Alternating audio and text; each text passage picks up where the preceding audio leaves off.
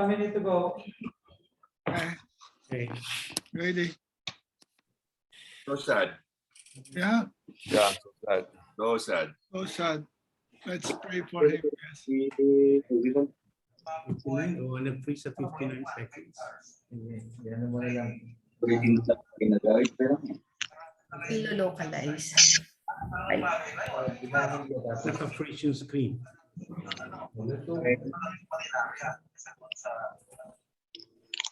Oo. Automatic to California.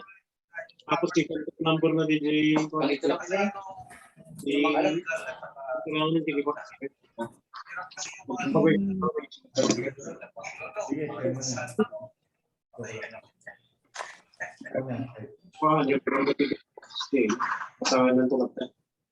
si Batik ni contact.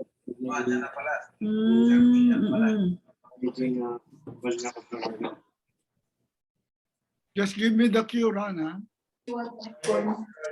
Popcorn. Okay. Okay.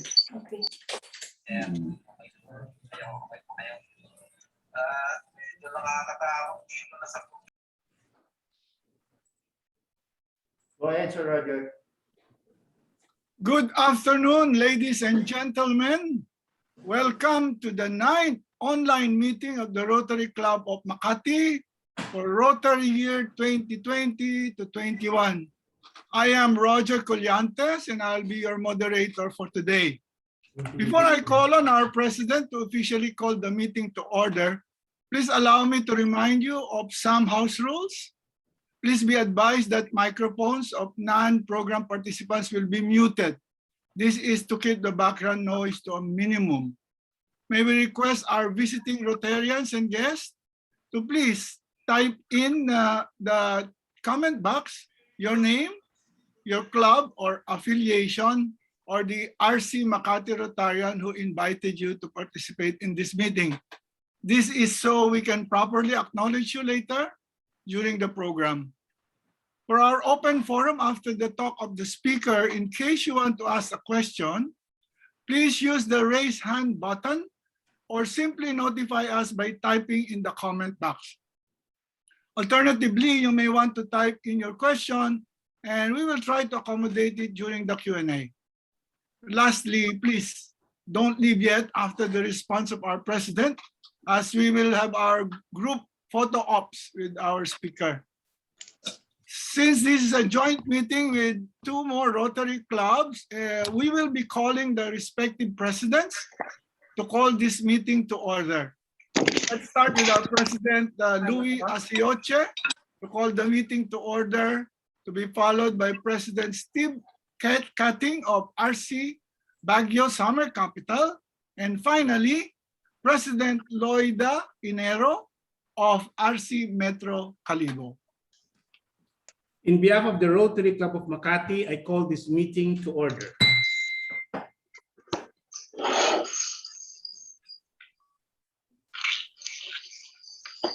President Cutting. Okay.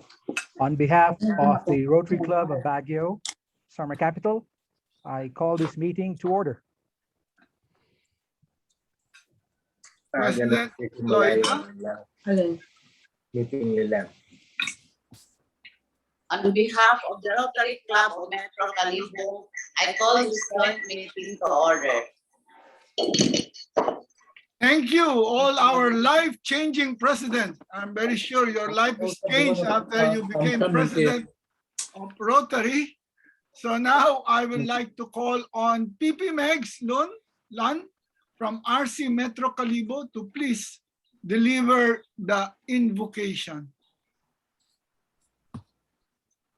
Megs? Quiet. Jesus, you control all the parts of our body and you know when they're not working at their best. Sickness leaves us stressed and steals time from all the things you want to do. We come to you today asking for your touch, Lord. Help us to be patient and allow you to do your work. If doctors are involved, give them wisdom, and thank you for providing the help we need, however you choose to provide. Whether this is a test or simply a time to trust, we want a response to honor you. As our good shepherd, we know you will lead us beside quiet places. and restore our mind, body, and spirit. Help us to welcome this time not as an interruption in our carefully planned schedule, but as an opportunity to draw strength and nourishment for the journey ahead. You are our healer and our great physician. Teach us now what you want us to learn during this unpleasant time. And we look to you, Lord, and give thanks for the promises of your word that assures us of your presence and your help. Amen. Amen. Amen. Amen. Thank you very much for that beautiful and very relatable prayer for all of us. Thank you, President Megs. May I now request everyone to please put your right hand on your chest for the Philippine National Anthem and to be followed by the RC Makati hymn.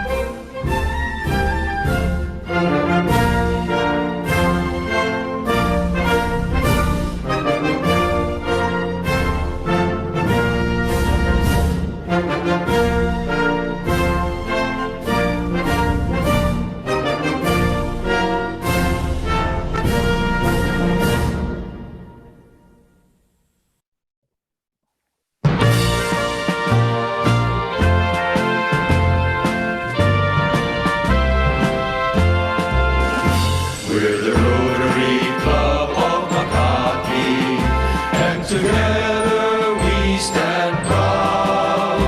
We are leaders with integrity, always ready to serve humanity, always living by the four-way test, building goodwill and peace along the way.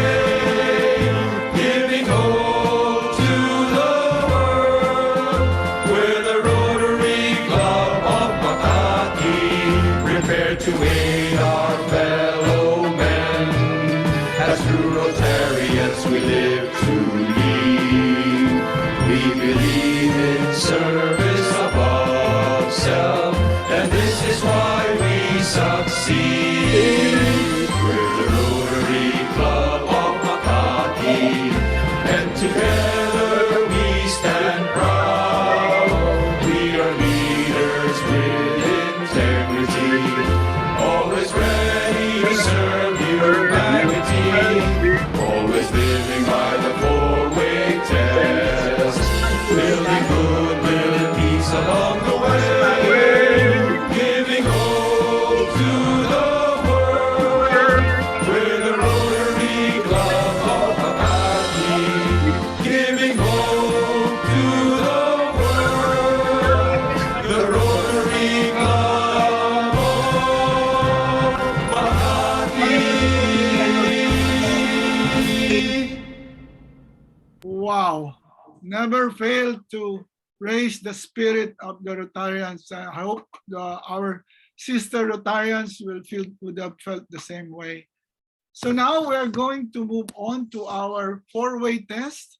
And I will be calling on LCP Steve Cutting of RC Baguio, Summer Capital, for the recitation, please. Thank you, VP Roger.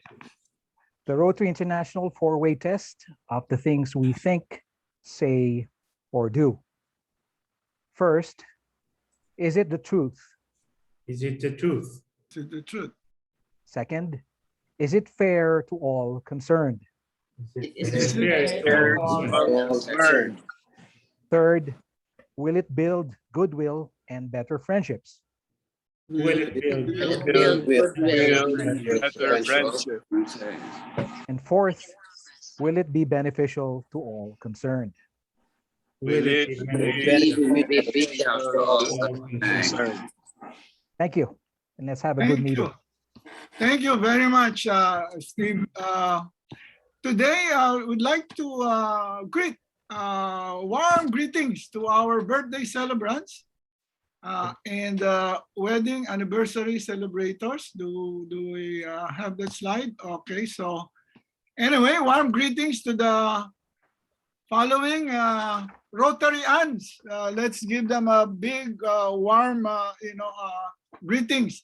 Irene Tan on her birthday today, September 21st. Risa Garcia on her birthday on September 25th. And Marisa Concepcion on her birthday on September 27th. Unfortunately, there are no wedding anniversary celebrations this 21st of September, which coincides with the United Nations International Day of Peace. No comment. Now we would like to introduce at this point No comment. no comment, International Day of Peace. So no one got married today, this day, 21st. Okay, so anyway, going back to our visiting Rotarians, I would like to ask our guests to introduce their guests today. I'm looking at the following list. Rotarians, I'd like to ask you if you could highlight them. F.A. Tess Asioche, of course, our first lady, first Anne. Marilu Alejandro, hi. Nelly Bengson, of course, our beloved Yvonne Kwan. We have guests today, and let's welcome them from DOST. We have, of course, Yusek Sancho A. Maborang. We also have Yusek Renato Sunidong Jr. And we have Dr. Enrico C. Paringit, Executive Director of the Philippine Council for Industry, Energy, and Emerging Technology Research and Development. If you want to remember that, that's P-shared. We also have our fourth guest, Dr. Reynaldo Ibora, is the Executive Director of the Philippine Council for Agriculture, Aquatic and Natural Resources Research and Development, otherwise known as PICARD. We also have Dr. Jaime Montoya, Executive Director of the Philippine Council for Health Research and Development, PCHRD as it's known. Our sixth guest is Mr. Richard Burgos, is the Director of the Science and Technology Information Institute, STII. We have Mr. Romeo M. Habate, OIC of the Technology Application and Promotion Institute, or TAPI. And our eighth guest is Mr. Jose B. Patalinhug III, Regional Director for DOST National Capital Region. We also have Dr. Annabel Briones, Director of the Industrial Technology Development Institute, or ITDI. And finally, Dr. Franz De Leon, who is the Director of the Advanced Science and Technology Institute, or TAPI. And I'd like to also recognize our guests from ABS-CBN, Lincoln Capamilya Foundation, Inc. We have Miss Roberta Lopez Feliciano, who is the Managing Director. We have Miss Angelita Lara, Chief Finance and Services Officer. We have Mr. Paul Vincent Mercado, Head of Marketing and Donor Relations. Yes. Ms. Maria Cristina Pasion, who will be signing the MOA today. Center Head of Bantay Bata 163, Children Village.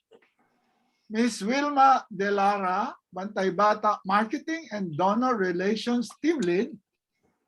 Higino Dungo, COO and Head of Operations.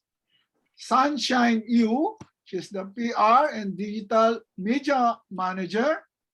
And our 8th guest from ABS-CBN is Carlos Santos Jr., ICOOM, Special Projects and Technical Services Manager. And finally, Ms. Mary Correa. We have also other guests in this joint meeting, namely Mr. Teo Jason Bentia, Mr. Ken Reyes, Hans Chan, and Jimmy Chan. Welcome to our meeting today. Let's give them a big round of applause, either virtual or real. Okay. So at this point, ladies and gentlemen, we would like to go to a very important program. Before we do the regular program, we will have the signing of a memorandum of agreement with the ABS-CBN Lincoln Capamilya Foundation for our support for their Bantay Bata Children's Village in Bulacan. Later, we will be turning over the initial donation for the project. So, can we do that now? The signing, virtual signing.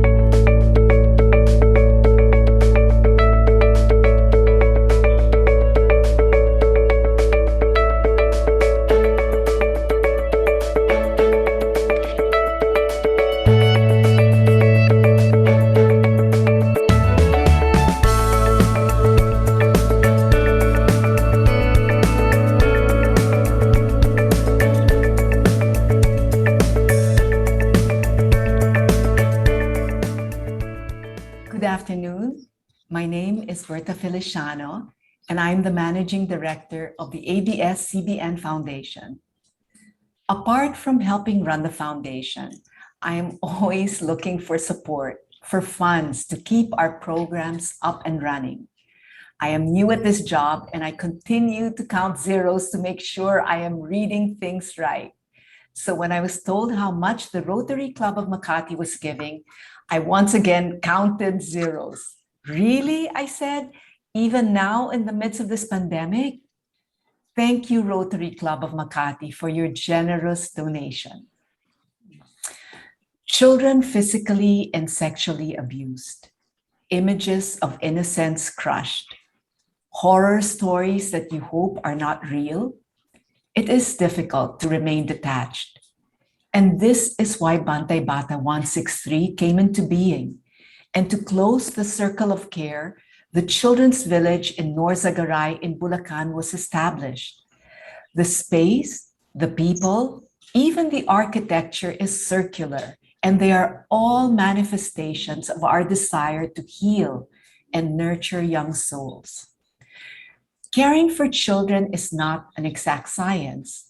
We are constantly learning, improving, viewing these children as if they were our own, always aware that they are with us but for a time, because the goal is always to reintegrate, making sure that the family they return to is also in a better place to take back their child.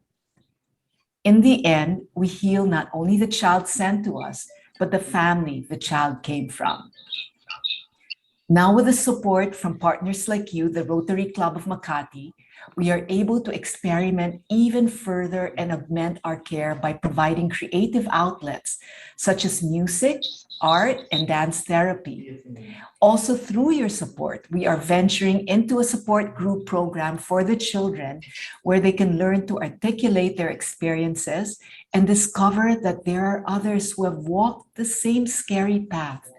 And hopefully they realize together that they are a lot stronger and resilient than they thought possible. My sister Gina has always said that the children are our future.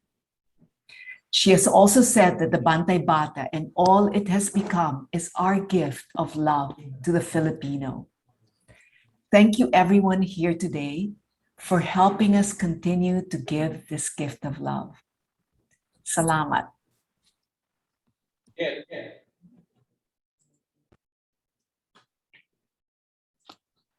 Thank you very much, Ms. Roberta Feliciano, Mag-share. for that sharing. Yes. Kayo mo muna bago makasimula ako. Okay, so Miss Maria Cristina Pasion, do you have any words to say before we move on? Yes, permission to share my screen, sir. Please. Thank you. Thank you.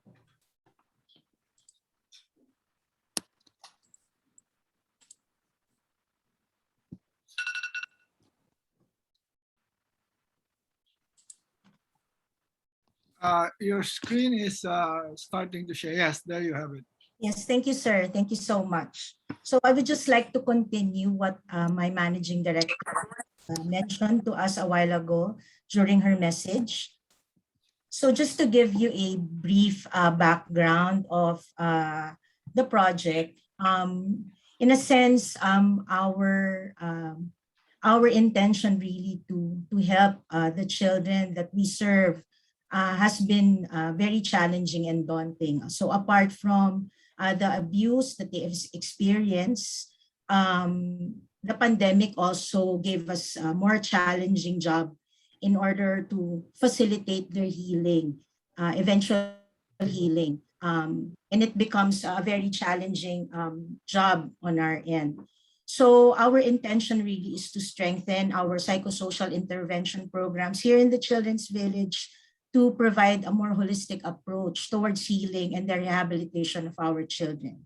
And of course, we want to provide an alternative and non-threatening approach in therapy that could be a gateway or an opening towards the achievement of social emotional development, which can facilitate their learning, expression of their feelings, and healing of their experiences. So overall, we want to facilitate the children's capacity towards self-care, resiliency, and enhance their social skills across all ages. So basically, our clientele are children who are victims of abuse and exploitation, so both sexually and physically abused. So the children age ranges from 0 to 17 years old across all genders. So in order for us to achieve the objectives that we intend to do, we partnered with Magis Creative Spaces. So they are a center for healing and learning through the expressive arts, and they are specialists in mental and neurodevelopmental health.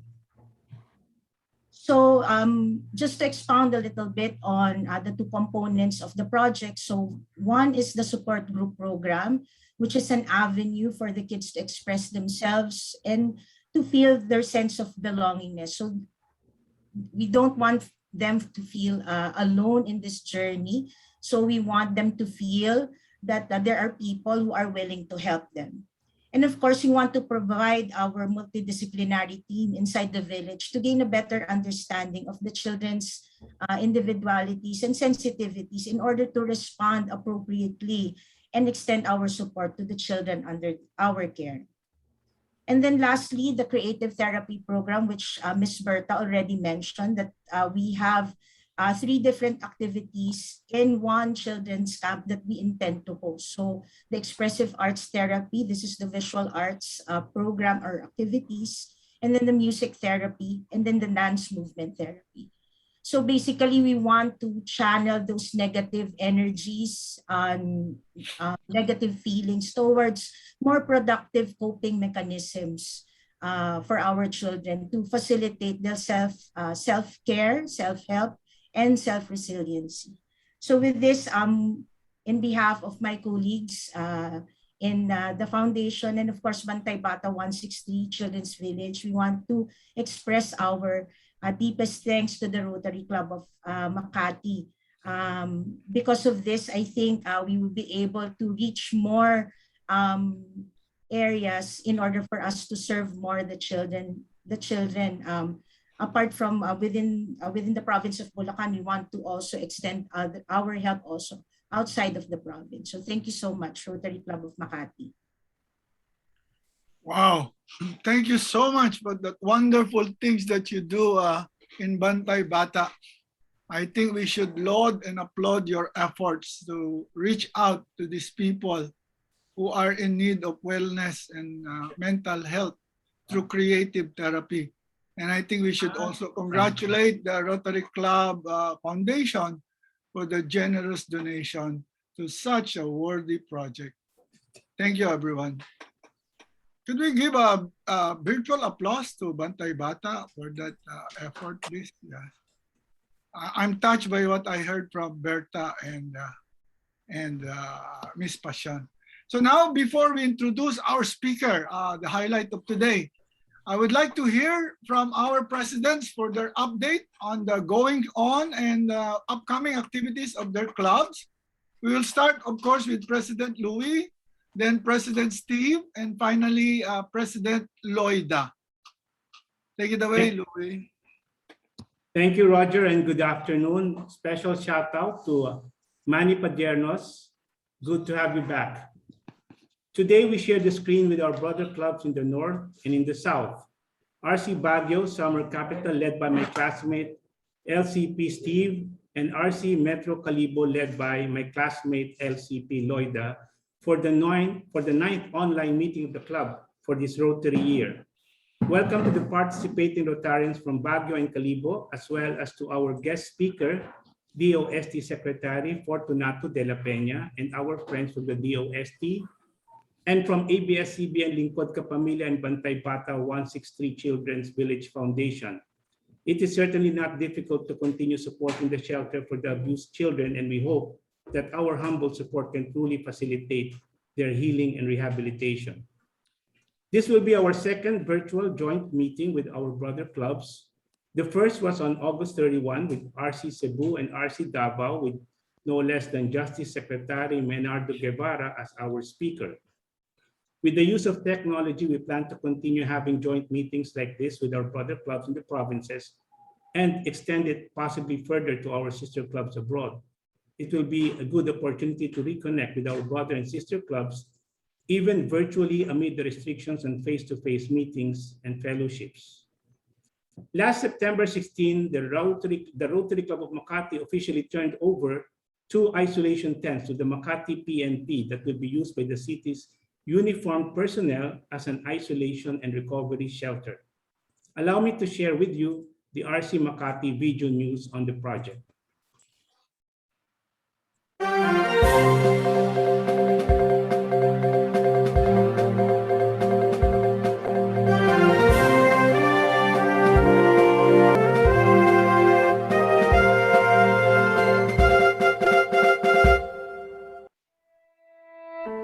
Today, September 16, at the start of the new alert levels of quarantine classifications in NCR, the Rotary Club of Makati, led by President Louis Esioche and Secretary Eddie Galvez, headed to the Philippine National Police Headquarters in Malugay, Makati, not to be detained as quarantine violators, but to officially turn over the isolation tents requested by its uniformed personnel. During the short program, Police Lieutenant Colonel Nick Pinon, Assistant Chief of Police for Administration, welcomed the guests and expressed his utmost appreciation to the club for the help given to their unit. The Chief of Police, Police Colonel Harold Depositor, on his part, shared how the tents will be a great help for those who got stricken by the virus, which account to 16 confirmed cases as he speaks, and on how it can mitigate the spread of the COVID. At walang tayo magsawang gumawa ng mabuti sa ating kapwa, at ito ay pinakita ng Rotary Club of Makati, hindi lang sa kapwa kundi sa mga organisasyon, kaya palakpakan po natin ang Rotary Club of Makati. Napakalaking tulong na binigay. At alam naman po namin na kung kailan po rin kami nalapit, tayo ay hindi magdadalawang isip.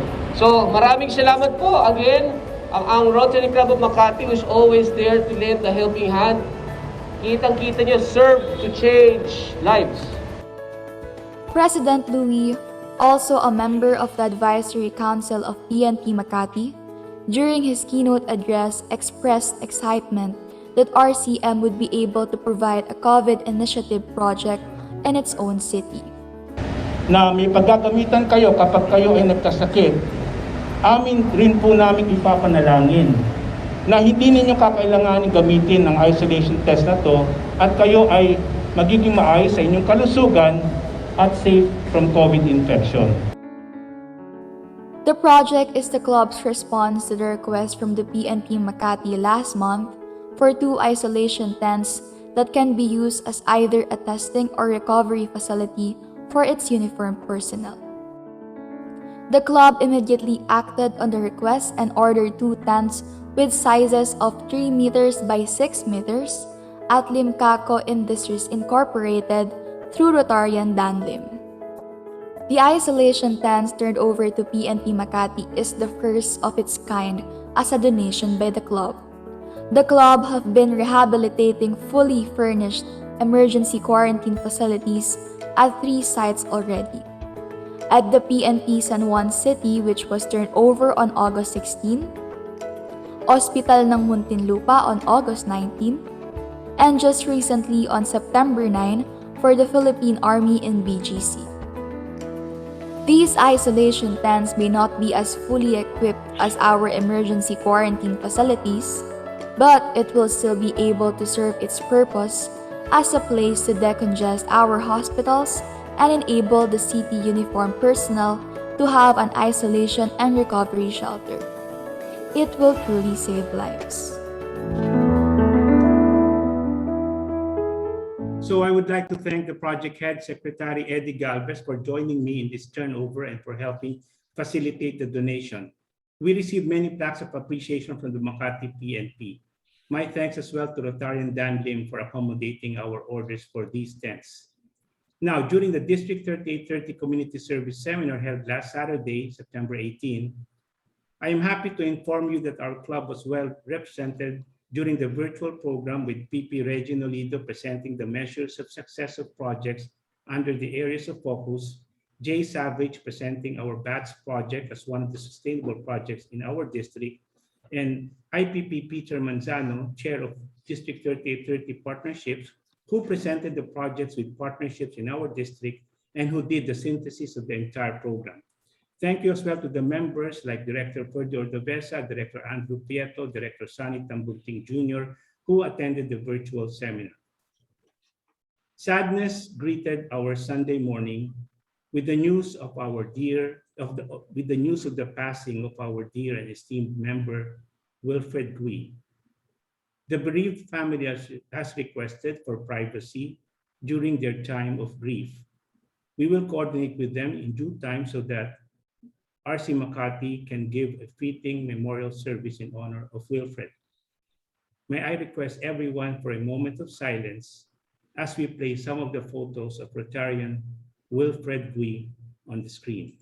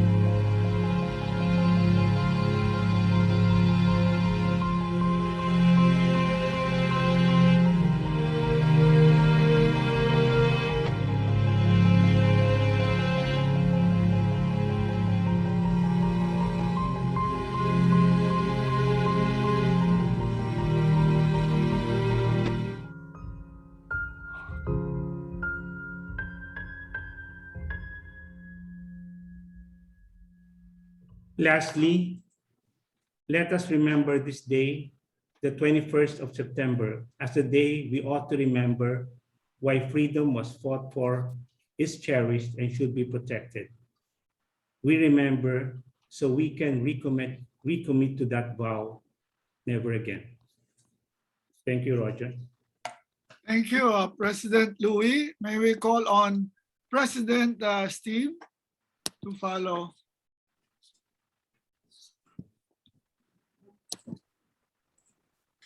Thank you, Go Roger. ahead. Good afternoon, everyone. Hi. It is indeed a pleasure to meet all of you. Thank you very much, President Louis, for inviting us for this joint meeting. Hopefully, we can meet face-to-face in the future when the pandemic restrictions have been lifted. First of all, our condolences to the family of retired Wilfred Gui. I'm sure he'll be missed. And amidst the pandemic, we have postponed all of our face-to-face meetings until month end for the Rotary Club of Baguio Summer Capital. And we hope to resume face-to-face meetings as well as face-to-face projects by the first week in October. But I've listed several advocacies of the club that has a significant impact on the city of Baguio and the surrounding areas. First of all, the advocacy on the Baguio City public market. This is an attempt to oppose the SM Prime negotiations now being conducted between the city of Baguio and SM Prime to rebuild and renovate the Baguio City public market. Most of the city residents of Baguio are opposed to this project because SM Prime intends to build a commercial mall in our beloved public market. Unfortunately, the public market is a heritage site and it's been a valuable historical property for the past 100 years. And we believe that an SM mall is not a good fit. We have nothing against SM, certainly the largest corporation in the Philippines, and we have a lot of respect for their achievements. But we believe that the public market would best be served as a local public market with the 4,000 original vendors serving the community. We do not need another mall in Baguio. So in response to this, the Rotary Club of Baguio Summer Capital prepared a business plan and presented this to the city mayor as well as the city council. And we also had the project endorsed by the Land Bank of the Philippines. The project is approximately 5.5 billion. We believe that this is the best fit for the city. And in the event that the SM Prime negotiations are postponed or canceled, we will present this either as an open bid or a Swiss challenge. Again, this is a significant project amounting to over 5.5 billion. And we are rallying the support, of course, the city of Baguio, as well as adjoining provinces for this project. Another advocacy is the distribution of medicines to indigent families in and around Baguio City. And we were fortunate to receive, over the course of the past 6 months, approximately 6.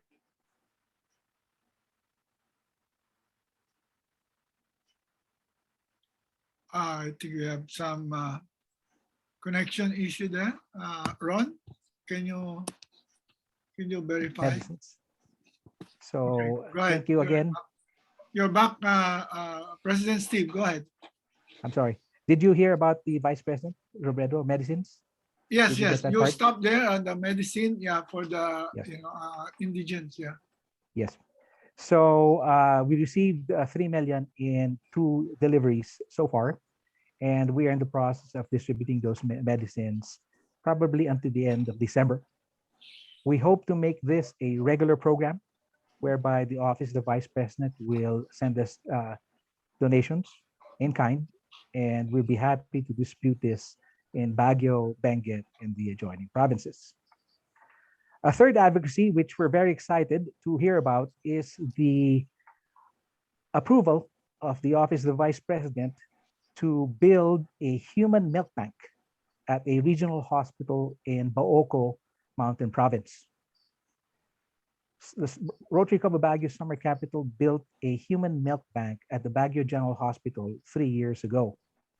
And we would like to replicate this project at the regional hospital in Baoko Mountain Province, which makes it the first project or human milk bank of its kind in the Northern Luzon area. The Office of the Vice President stepped up again and committed to approximately 5 million pesos in building this human milk bank project. And we hope to sign the memorandum of agreement at the end of the month when the pandemic restrictions have been lifted. So these are the three major advocacies that we are pursuing. First, the advocacy on the public market, the advocacy on medical donations through the donations from the Office of the Vice President through Lobredo, and the 5 million human milk bank in Baoko Mountain Province. So hopefully when the pandemic restrictions are lifted, we would like to invite our brothers from Rotary Club of Makati to join us in some of these projects going forward. Thank you very much for your time. Thank you very much, President Steve. I just did not catch the bank. What is the word before the bank? What? It is a human milk bank project. Milk bank project. Yes. And essentially what this does is it stores mother's breast milk for up to a year. Okay. And it is given to neonatal infants who are in their ICUs in hospitals. So quite a pioneering effort. Thank you, President Steve. Now we move on. Thank you so much. We'll visit you one day very soon. The other place to host you. Yeah, the other place we want to visit is President Loida Enero's Metro Kalibo. So take it away, President Loida. Good afternoon, everyone. Protocol observed. Thank you to our sister club for inviting us to co-host. We are humbled. Here are our projects prior to and in progress. For our flagship project, this Rotary year 2021 to 2022 on Project Toilet, we already have delivered 26 toilet bowls to 26 households with either shared facility or open defecation.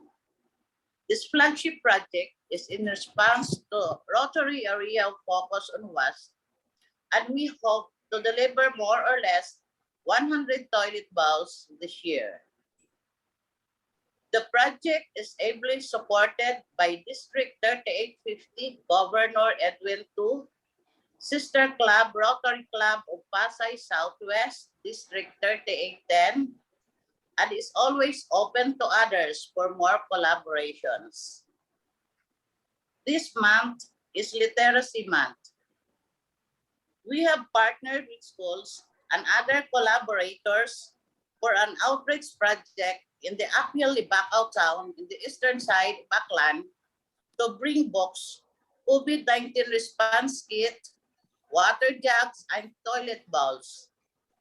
Our partners were Infant Jesus Academy, Philippine Red Cross Aklan, Pharmacists Association of the Philippines, Drugstore Associations of the Philippines, Alcobendas Garcia Clinic, First Aklan Provincial Mobile Force Company, and media partners, Kalibo Cable and Lab Radio.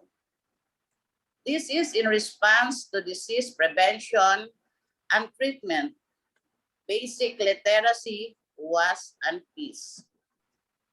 We likewise joined last week the National Brigada Escuela 2021 with Albasan Elementary School by providing face masks and soaps to 145 pupils, while our partners provided 145 kits of school supplies too.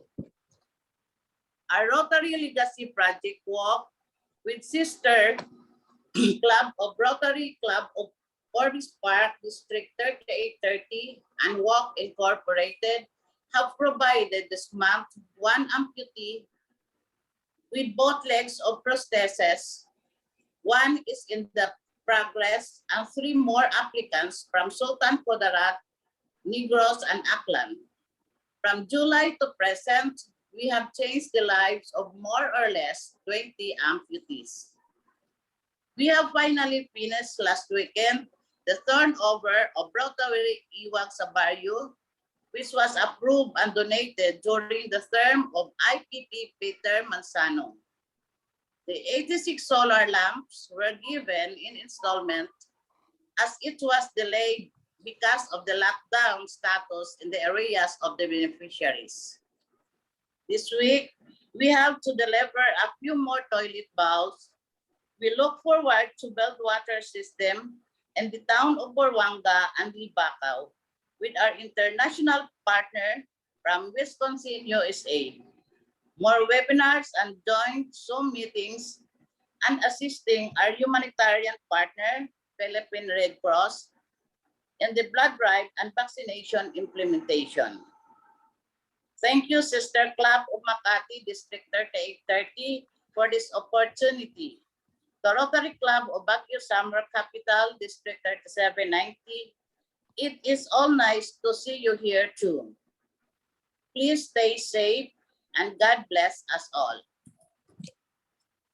Amazing. Shall we all give a big hand to our 3 presidents for those amazing projects? You could see how variety is, the variety there, from Bantay Bahay, mental health, to milk bank in Baguio, to public bowls, toilet bowls in Kalibo. I think it's just awesome. Congratulations. Continue the good work, our presidents. Now we're going to go to call PP Bimbo Mills, who's been on the sideline, to introduce our guest speaker for today, a very exciting personality. So take it away, PP Bimbo. Thank you very much, Roger. It's a great honor and pleasure to be given the chance to introduce our Secretary of Science and Technology, Mr. Fortunato T. de la Peña. Secretary de la Peña graduated in 1969 from the College of Engineering of the University of the Philippines with a chemical engineering degree. Thereafter, he went on for his master's degree in industrial engineering and joined the UP College of Engineering as a faculty member. He served there as a professor, as a teacher all the way for 40 years, and got his full professorship status, tenure in 1988. He also served at various campus capacities in the UP, chairman of the Department of Industrial Engineering, assistant to the executive director of the National Engineering Center, and other specialized functions parallel with his teaching career. He then stepped into the world of politics, or politics in the sense of public service, when he joined the National Science and Technology Authority, which later became this Department of Science and Technology, which it is now, DOST. He joined DOST initially as head of planning service, director of technology application, and then as undersecretary for science and technical services. He retired in 2014, and in 2016 he was recalled, but this time appointed as secretary of the Department of Science and Technology. He has endless number of professional organizational positions as president and other awards. I will just mention a few. He was president of the Philippine Institute of Chemical Engineers, Association of Management and Industrial Engineers of the Philippines. He was chair of the United Nations Commission on Science and Technology for Development. He had also quite a number of other awards, the UP Alumni Association Award for Public Service, the UP Alumni Engineers Most Distinguished Alumni Award, and the University of the Philippines giving him conferred the Doctor of Laws in honoris causa in 2018. Apart from being a complete academician and scientist, Secretary de la Peña is also a skilled organization and management executive. He, for example, upon joining the department DOST as secretary, he organized and structured the full gamut of science and technology disciplines into a specialized, specific, and focused, what is it called? Harmonized research and development agenda with priorities for almost, I believe, 17 disciplines.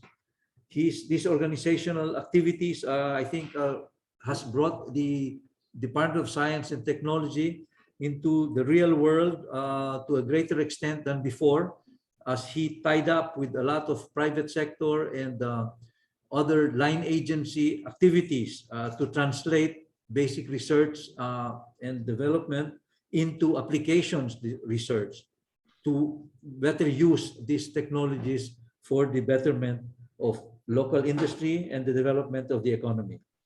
So this man not only is theoretical, but he's practical, and we're here today to listen to his plans and programs for delivering science and technology knowledge to the rest of the country. Let us give the floor to Secretary Fortunato de la Peña, Secretary of the Department of Science and Technology. Secretary, please take over. Thank you very much, Mills, and good afternoon to all the Rotarians present. I am happy to mention, and it was already mentioned earlier, that I asked a number of my colleagues at the department to join me, particularly since there may be questions which they can better answer. Okay, so I will not enumerate their names anymore. Maybe later when questions are asked, I can mention their names. Now, I actually prepared two presentations. One is simply to introduce the organization, because not too many know how we are organized. The DOST consists of 18 agencies, okay? And we categorize them into different types, okay?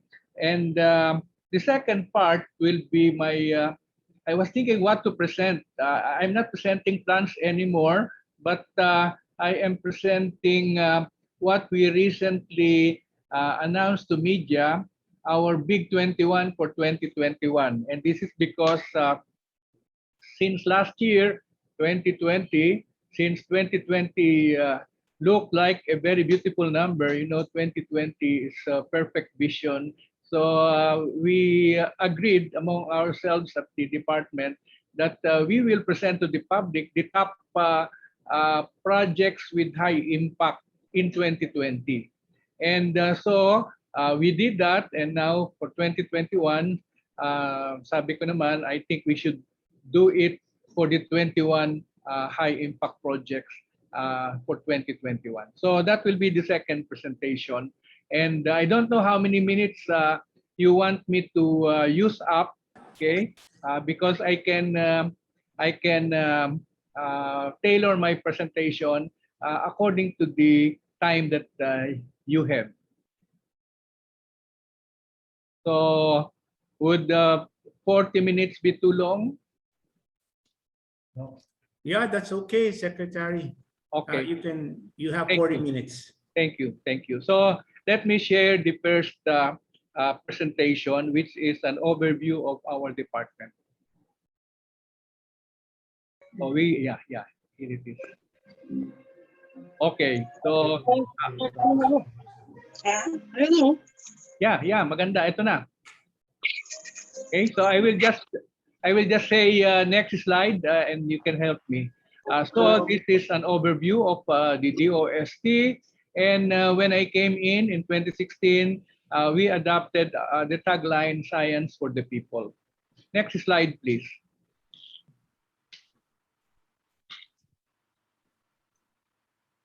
Okay, so this is the outline of my presentation, an overview, our mandates, and our strategic plan. Then we have actually an 11-point agenda, which we adopted as early as 2016, our organizational chart, and our agencies and their functions. Next slide, please. Well, this is in brief the mandate that is written in the executive order, which converted the National Science and Technology Authority into a full-fledged cabinet department, the Department of Science and Technology, to provide central direction, leadership, and coordination of scientific and technological efforts, and ensure that the results therefrom are geared and utilized in areas of maximum economic and social benefits for the people. Next slide, please.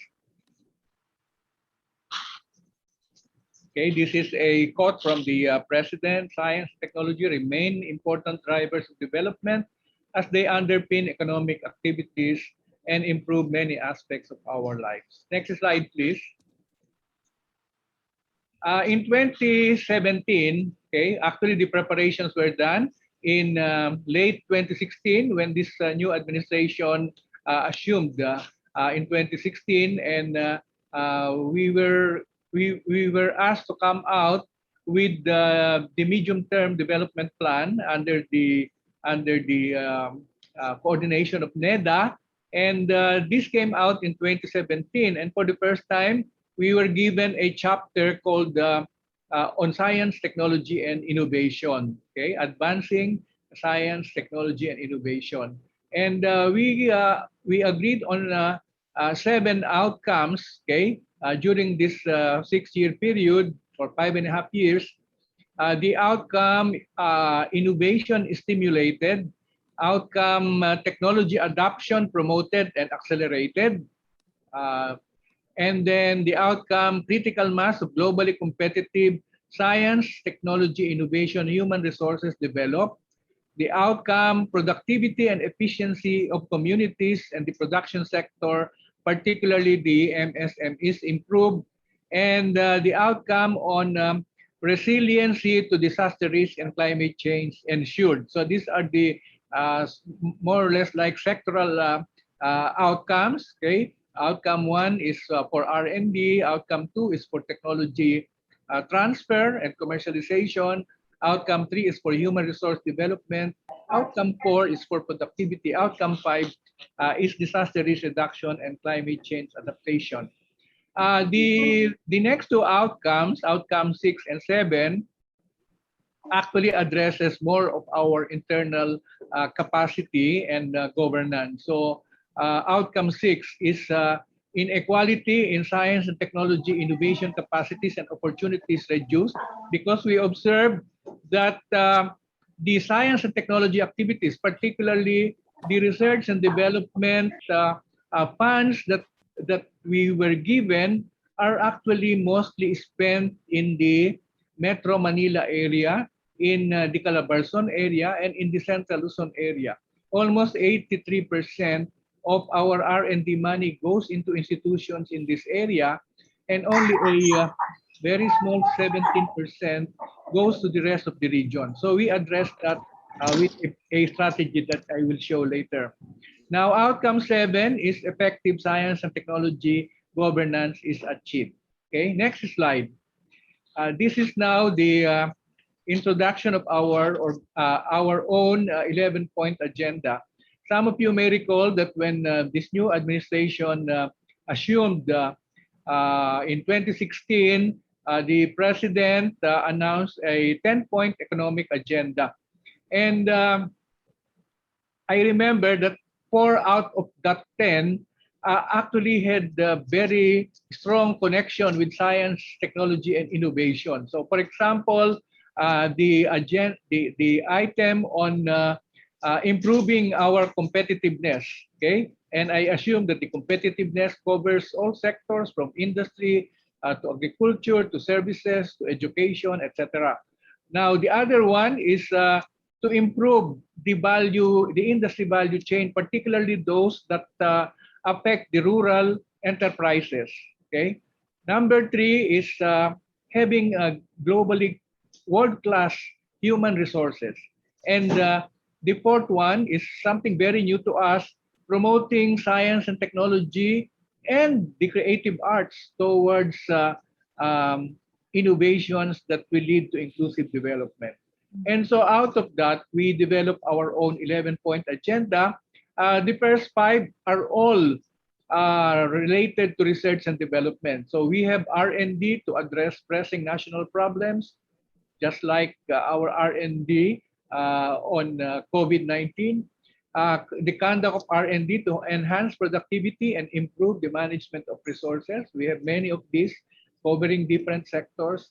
We have R&D to generate and apply new knowledge and technologies across sectors. So for example, many of us probably have heard about the emerging technologies like the so-called omics areas where you have genomics and other omics fields. And then we have the nanotechnology areas, and we have the robotics, for example. And these are actually technologies that cut across sectors. The fourth one is R&D also, but we want to build regional R&D capabilities. And this is one of my pet projects, or really what I have loved to do during my term. Maximize the utilization of R&D results to technology transfer and commercialization. One of the common criticism is that we are producing R&D results that have not been used. Item 6 is, of course, on human resources, building a strong science and technology culture. And number 7 is something also that is my favorite, upgrading facilities and capacities to advance R&D activities and expand S&T services. So how can we compete when our facilities are outdated? Number 8 is expanding assistance to the production sector, particularly our MSMEs and our communities that are marginalized through science and technology interventions. Number 9 would be the science and technology and innovation-based solutions for disaster risk and climate change adaptation. Number 10 is strengthening industry, academic, government, and international collaboration. This is another one of my favorite, shall we say, areas. And then enhance effectiveness of science and technology governance. Next slide, please. Now, this is how we are organized. We have 3 planning councils. Actually, they are the ones who set, shall we say, the priorities for R&D. Of course, based on National Harmonized R&D Agenda. The National Harmonized R&D Agenda is formulated by government agencies, by academia and the private sector working together and having it approved by NEDA at the start of the new administration. So our National Harmonized R&D Agenda was approved again in 2017, and this is how our councils plan their work. So they are the ones who also evaluate proposals for research and development grants, and they do the monitoring, evaluation, and ensuring that the results will be utilized. Then we have 7 research and development institutes. These are really the ones where our facilities are maintained. So they do research and development. They do several kinds of services, testing, quality assurance, and many types of services. These are the laboratories. And of course, we also have our collegial and scientific bodies. Actually, these are 2 independent collegial bodies which are attached to us, but actually they're independent when it comes to coming out with policy pronouncements. Hindi namin sila pinapakialaman dyan kung ano ang gusto nilang i-advise the policies. Okay? The collegial bodies are in 2 groups. The National Academy, which is actually a very exclusive academy with around 60 members only, including the national scientists and the academicians. And the National Research Council of the Philippines is the bigger body where you have around 4,000 researchers as members divided into several divisions. Now, we also have 6 agencies that are doing services in contrast to R&D. And the biggest, of course, are Pag-asa, okay? The Weather Bureau. Actually, the Weather Bureau had existed since 1865, and it has been turned over to different, shall we say, governing departments until it was transferred to DOST in the early 80s. And then we have the Institute of Volcanology, or PVOLC.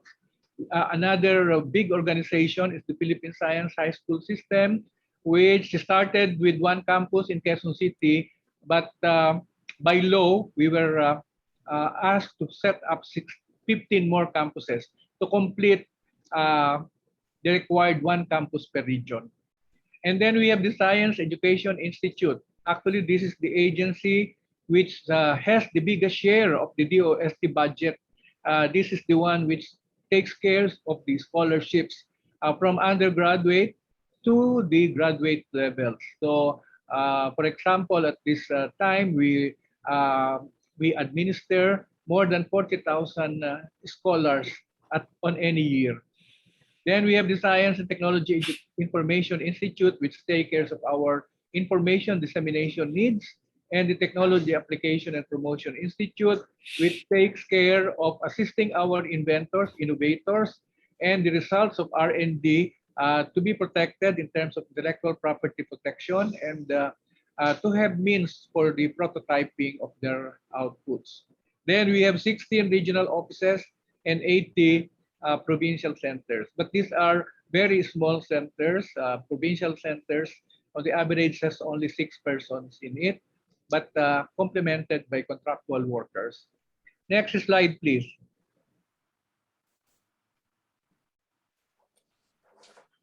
Okay, I don't know when I said this, but scientific knowledge and technological applications impacting on the lives of Filipinos through the kind of development that can bring about positive, meaningful, and sustainable change. That is how we describe science for the people. Next slide, please. Okay, so I already described what our councils are doing. They formulate policies, plans, and programs. They allocate grants. They monitor the projects, and they generate also external funds coming from other sources. Some of them are actually coming from other departments. Okay, so I think that is one of the things that I can say happened during my time, our time. We have the government departments contributing now to research projects that are actually addressing concerns of their sector. So whether they are, well, examples of this are DOH, DPWH, Department of Energy, Department of Environment and Natural Resources, and Department of Transportation. Next slide, please. Okay, so I already mentioned about the 2 collegial bodies, more of advisory.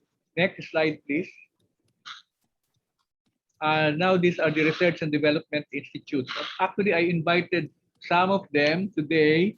Like we have the head of the Advanced Science and Technology Institute with us here, the Industrial Technology Development Institute, and the Metals Industry Research and Development Center. Just preparing for some questions that might be asked. So if I may describe this, the Advanced Science Technology Institute covers the so-called advanced areas. Actually, these are primarily the areas of information and communications technology, the area of space technology. Well, of course, before we set up the Philippine Space Agency, this is the one doing the work on space technology.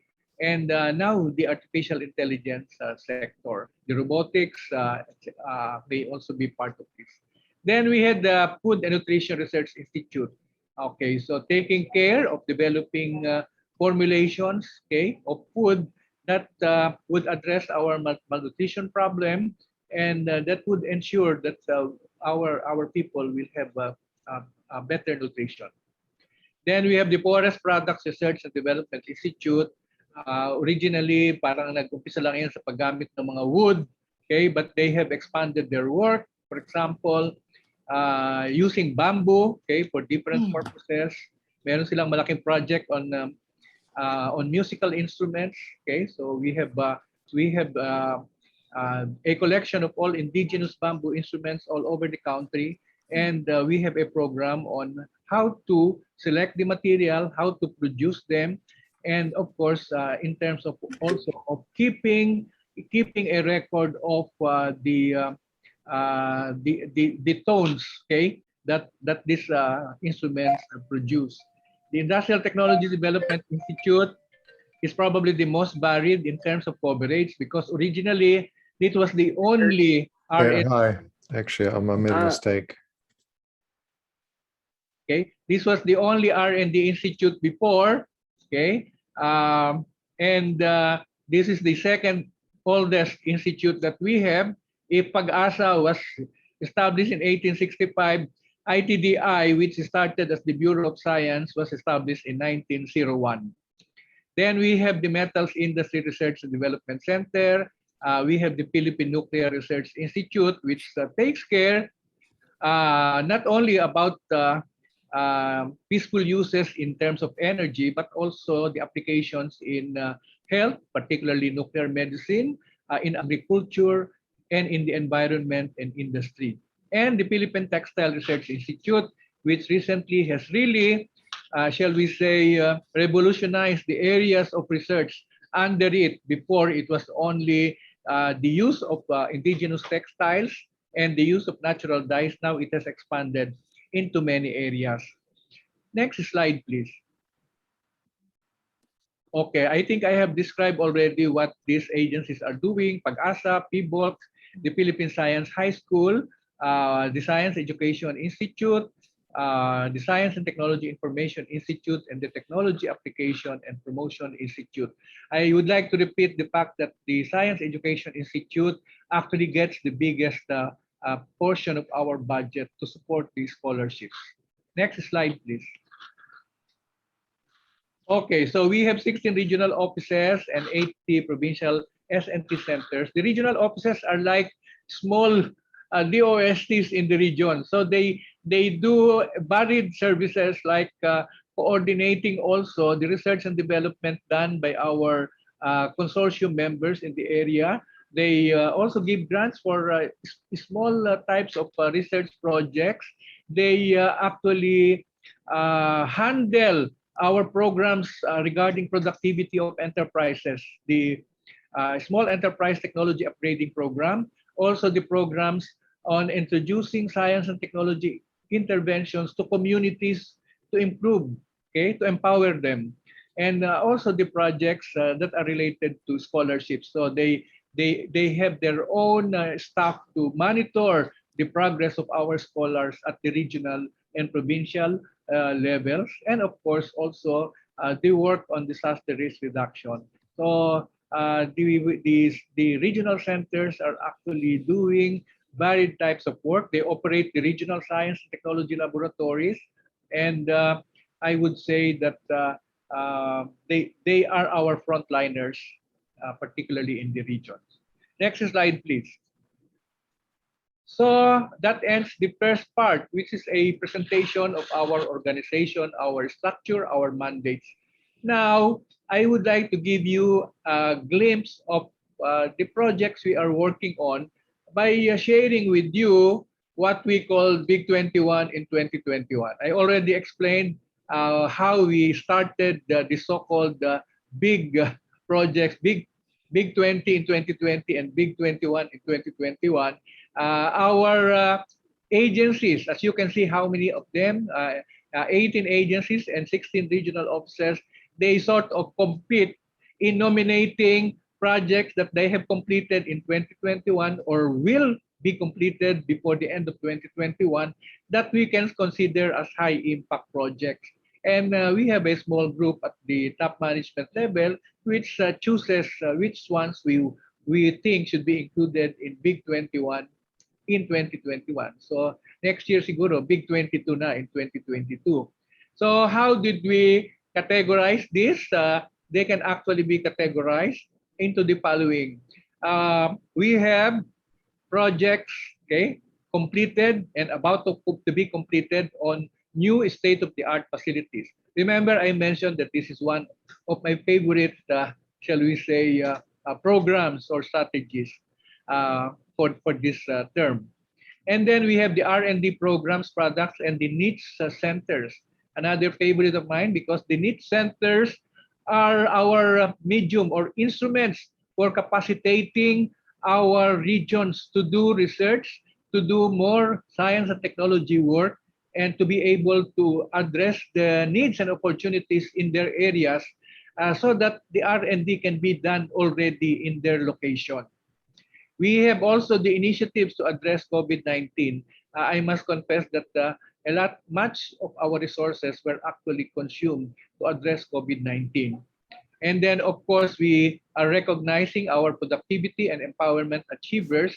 This is actually the recognition ceremony for our MSMEs next November, and our empowered communities also in November during National Science and Technology Week. We have, I think, 2 items under enhancing human resource development and management, which I will show you, and of course, governance milestones. So let me go through each of them to give you a glimpse of what has been happening and what we were able to achieve in 2021. Next slide, please. These are the new state-of-the-art facilities. Next slide, please. The first one in the list is the Advanced Manufacturing Center, or AMCen, which was inaugurated last July and is now fully operational.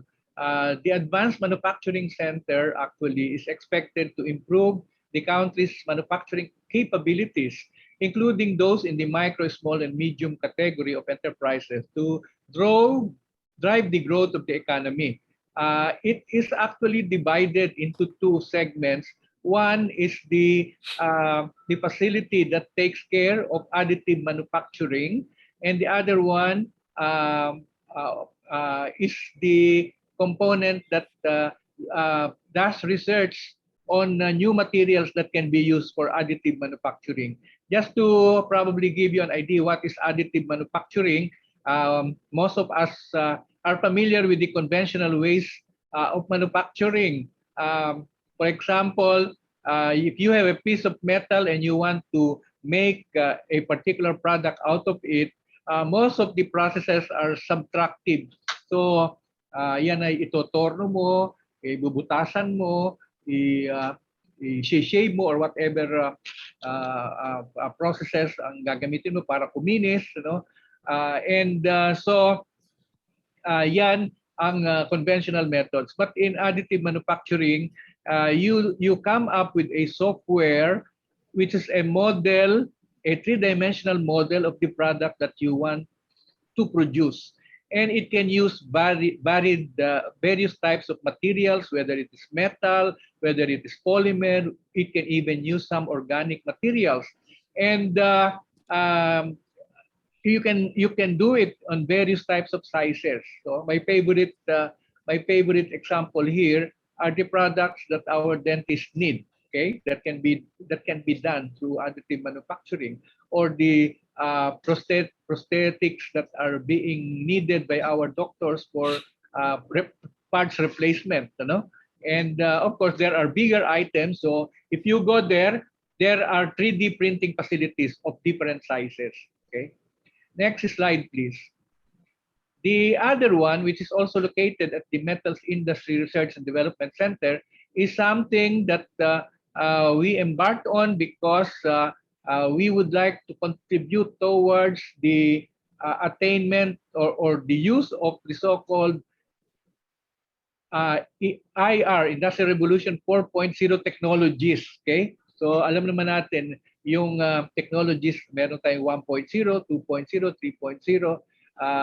Doon sa 1.0, yung start ng Industrial Revolution, tapos nagkaroon na ng paggamit ng kuryente, at nandiyan na yung paggamit ng computers. Okay? Ngayon ay pupunta na tayo sa 4.0, which uses different types of technologies, okay, to do the work, particularly in manufacturing.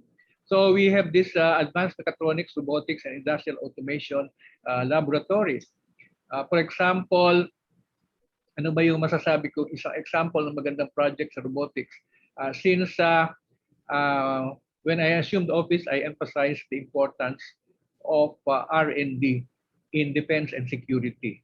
So we have partnerships with the units under the Department of National Defense to develop products which will make us more self-reliant in the areas of defense. So very soon, we will inaugurate a product that we have developed for the Philippine Navy, and this used a lot of mechatronics and robotics technology.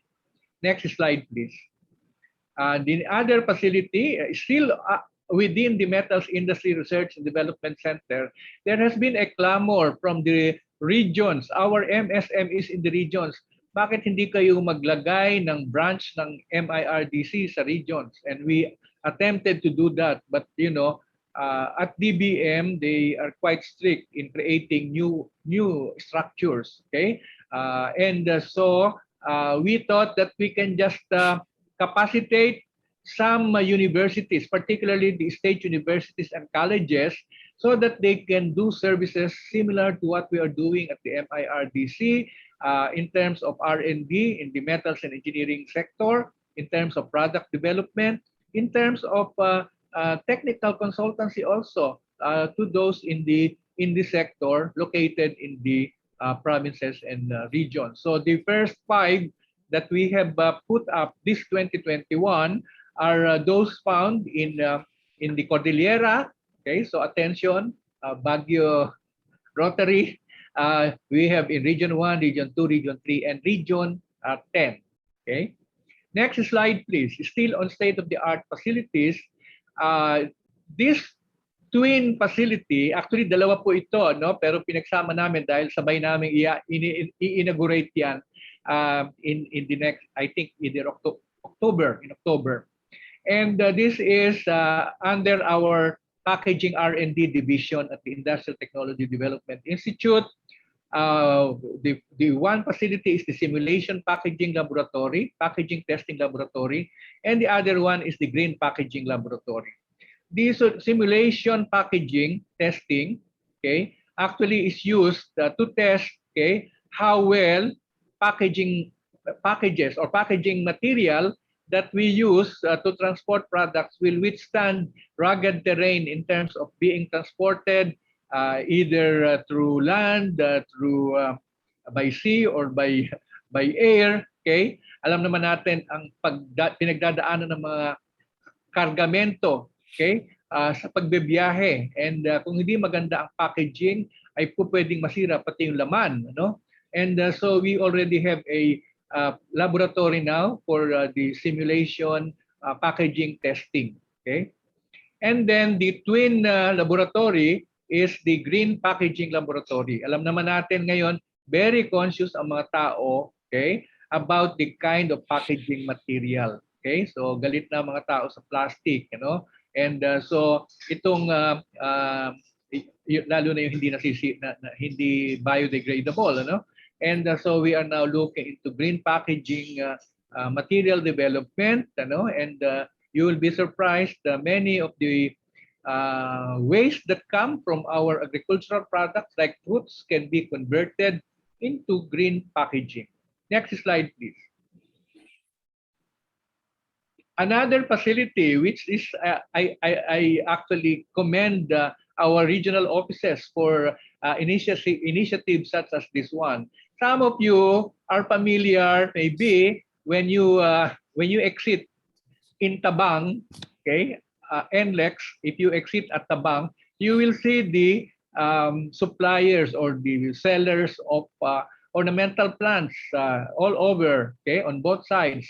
And actually, there are about 1,000, okay, small micro enterprises devoted to ornamental plants in Giginto. And so, out of a casual conversation between our regional director in Region 3, Central Luzon, and the mayor of Giginto, eventually they came up with an agreement for a partnership. So, the local government of Giginto committed to shoulder the construction of the building that will house the innovative tissue culture laboratory for ornamental plants in Giginto. And DOST will provide the needed facilities. And recently, a third partner came in, Bulacan State University would be willing to be involved in the operation of the innovative tissue culture laboratory. Yung kasing mga ornamental plants using the traditional or conventional ways of propagation ay napaka-konti ng napoproduce. Okay? But if you go into innovative tissue culture for ornamental plants, there can be more that can be propagated within a given time. Next slide, please. Still on new state-of-the-art facilities. Actually, this is a continuing program of Pag-asa, but we are reporting the items that have been completed in 2021, which include the installation of 3 Doppler radars and the setting up of 4 flood forecasting and monitoring center. Okay. Plus a number also of high-frequency radars that are used in the coastal areas. Next slide, please. This is the last among our state-of-the-art facilities, and this is already in preparation. Okay? Sa aming ipinagdadasal na ma-approve sana yung Virology and Vaccine Institute of the Philippines, na ngayon ay okay na po siya sa House of Representatives. So hopefully naman ay i-approve na rin sa Senate. Okay? Kasi yun ay isang batas na nag-create nitong Virology and Vaccine Institute so that we can be more or less self-reliant in terms of I think the most commonly used vaccines here. So even before the approval, we already were given by DBM with some budget for 2021, and we were also assured some budget for 2022 to undertake research projects towards in support of the Virology and Vaccine Institute. Okay, and since we know that it will take maybe 2 or 3 years to complete a brand new facility which will be located in the Clark Green Zone in Capas, hopefully when the law will be passed, nag-umpisa na kami. So dito sa Industrial Technology Development Institute, where they have a small pharmaceutical section, ay nag-set up na rin kami ng Biosafety Level 2+ laboratory for virology studies. Next slide, please. Now, tapos na po yung mga state-of-the-art facilities. So we have here a sample of the R&D programs that were completed in 2021. Some of them are products, some of them are centers, okay? All on R&D. Next slide, please. Well, we have set up in 2021 the Nutritional Genomics program under the Food and Nutrition Research Institute.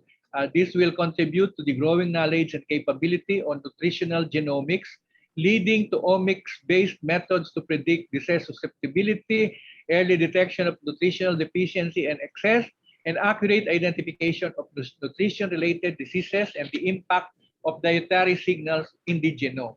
Ang aking layman's interpretation dyan, alam po ninyo, gaya ng nabanggit, taga-College of Engineering ako, so medyo hindi kami kumuha masyado ng biology. No? Now, dito po, ang masasabi ko, ang dalawang tao na pwedeng magkasing edad, magkasing laki, magkasing timbang, okay, magkaiba ang kanilang genetic makeup, no? At base sa kanilang genome sequence, no, o genetic makeup, ay yung isa ay pwedeng maging susceptible sa isang klase, isang set ng mga diseases. Yung isa naman ay maging susceptible din sa ibang klase naman o ibang set. Karamihan yan ay yung mga metabolic disorders, no? And so yung kanilang nutritional needs may be different, no? Even in treating illnesses, okay, pwedeng magkaiba ang kailangan nila. Next slide, please. And this is actually an ongoing, but we would like to report that in 2021, we already have reached the stage where there are 28 partner institutions. Nagsimula po ito nung early 80s na ang kaisa-isa lang na university na gumagawa ng research tungkol sa mga herbal drugs ay ang UP College of Medicine o UP Manila. At yan ang nagbigay sa atin ng mga tablets na Lagundi, Sambong, iba pa. Pero ngayon po ay nilakihan namin ang programa at there are 28 partner universities now. And so the benefits of this are the discovery and development of safe, effective, accessible health products derived from Philippine biodiversity. So there are currently 23 standardized dosage formulations with activity for hypertension, gout, inflammation, diabetes that are available as supplements for technology adoption. Dalawa po ang track na sinusunod namin dito. Yung iba kasing mga active ingredients, para ituloy ito para maging gamot ay napakadaming pagdadaan ng clinical trials at hindi namin maa-afford lahat na kami ang gumawa. Kaya ino-offer din po namin ito sa private sector na kung sino ang may gustong mag-pick up nitong mga active ingredients, of course, they will pay us licensing fees, ay pwede namang sila ang gumawa. Okay? At nakakatuwa po kasi yung iba nating partner institutions ay nag-branch out na, hindi lamang mga halaman, ano? For example, sa University of San Agustin po na meron tayong 2 balik scientists na talagang nag-settle na dito. They have actually gathered already, I think, hindi lang hundreds, more than 1,000 na of mga microorganisms that have been found in marine sediments under the sea na po pwedeng panggalingan ng antibiotics. No? So, nakakatuwa po itong programa nito. Ito yung paborito ko po, itong Tuklas Lunas na ito. Next slide, please. Ito naman po ay more on the information side. Dahil meron kaming programa on biodiversity, ang nagli-lead dito ay 3 universidad. Dito sa Luzon ay ang UP Los Baños, sa Visayas naman ay ang Cebu Technological University, at sa Mindanao ay ang Central Mindanao University. At sila ay napakarami na nilang nakolekta, okay, na mga bagong mga species, no? Both flora and fauna na naka-record na, at saka tinitingnan din kung ano yung mga potentials. Kasi some of them can have uses that are of economic value. Ang isa sigurong mababanggit ko dito, doon sa Central Mindanao University, doon sila napakaraming koleksyon ng mga ferns, no? Yung pundapo. Dapo ba 'yun? Tako. Yung ferns, ano, na po pwedeng panggalingan ng mga iba't ibang health supplements. Okay? Next, ito pa lang Sari Buhay. Ito yung programa sa TV na ini-introduce itong mga sa ating citizens ang importansya ng environmental protection and conservation related to our rich biodiversity. Kasi nasa top 3 yata tayo in terms of the richness of biodiversity, or sabihin na natin sa top 10, ano? Pero tayo ay nasa top 10 in terms of the most endangered, kasi nga pwedeng masira o ma-exploit yung ating biodiversity. Next slide, please. Continuation lang po ito nung sinabi ko, Terrestrial Biodiversity SMT program. Next slide, please. Meron din tayong Marine Biodiversity R&D program. Lahat na yan ay kabilang doon sa Sari Buhay. Next.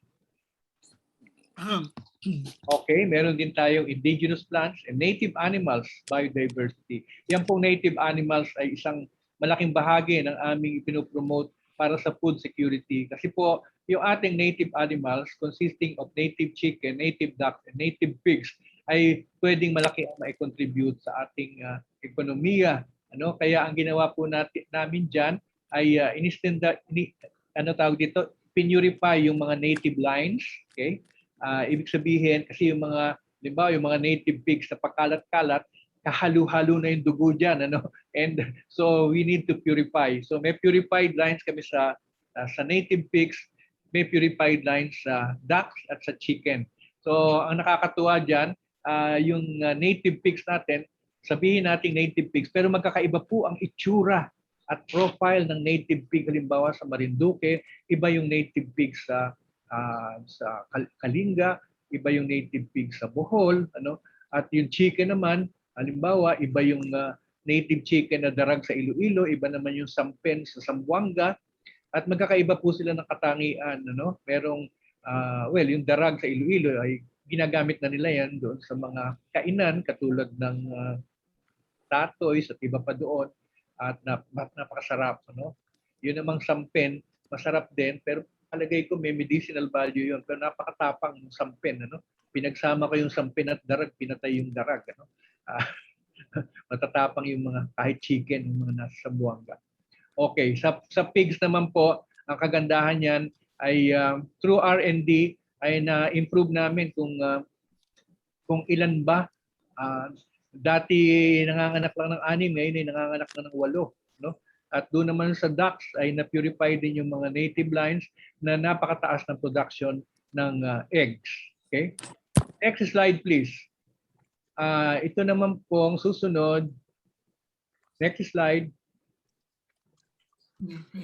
Ito naman ay may kinalaman sa disaster preparedness, at ito po ay output ng ating Philippine Institute of Volcanology. Ang pagmamalaki ko po na ang Philippine Institute of Volcanology ay isa siguro sa mga leading institutes on volcanology and seismology sa buong mundo. Kaya yan po ay nung marami pang dumadalaw ng mga scientists dito, isa sa pinakapaboritong puntahan ay ang PBOLCS. At ito po yung pinakita kong mapa ay tinatawag na Spectral Acceleration Map of the Philippines, na iba't ibang lugar ay makikita mo dyan kung ano ang mga informasyon na may kinalaman sa pagpaplano ng iyong pagtatayo ng mga structures dun sa lugar na yon, so that it can withstand strong earthquakes like an intensity 8 earthquake. So yan po ay gamit ng mga structural engineers.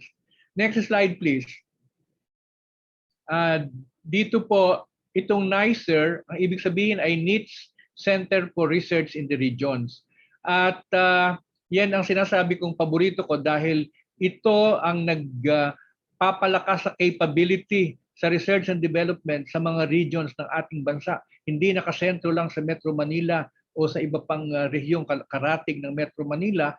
Kaya kung makikita nyo, sila nagsimula noong 2018 na mag-propose ng mga niche centers, ang tawag namin ay NICER centers, sa iba't ibang areas. No?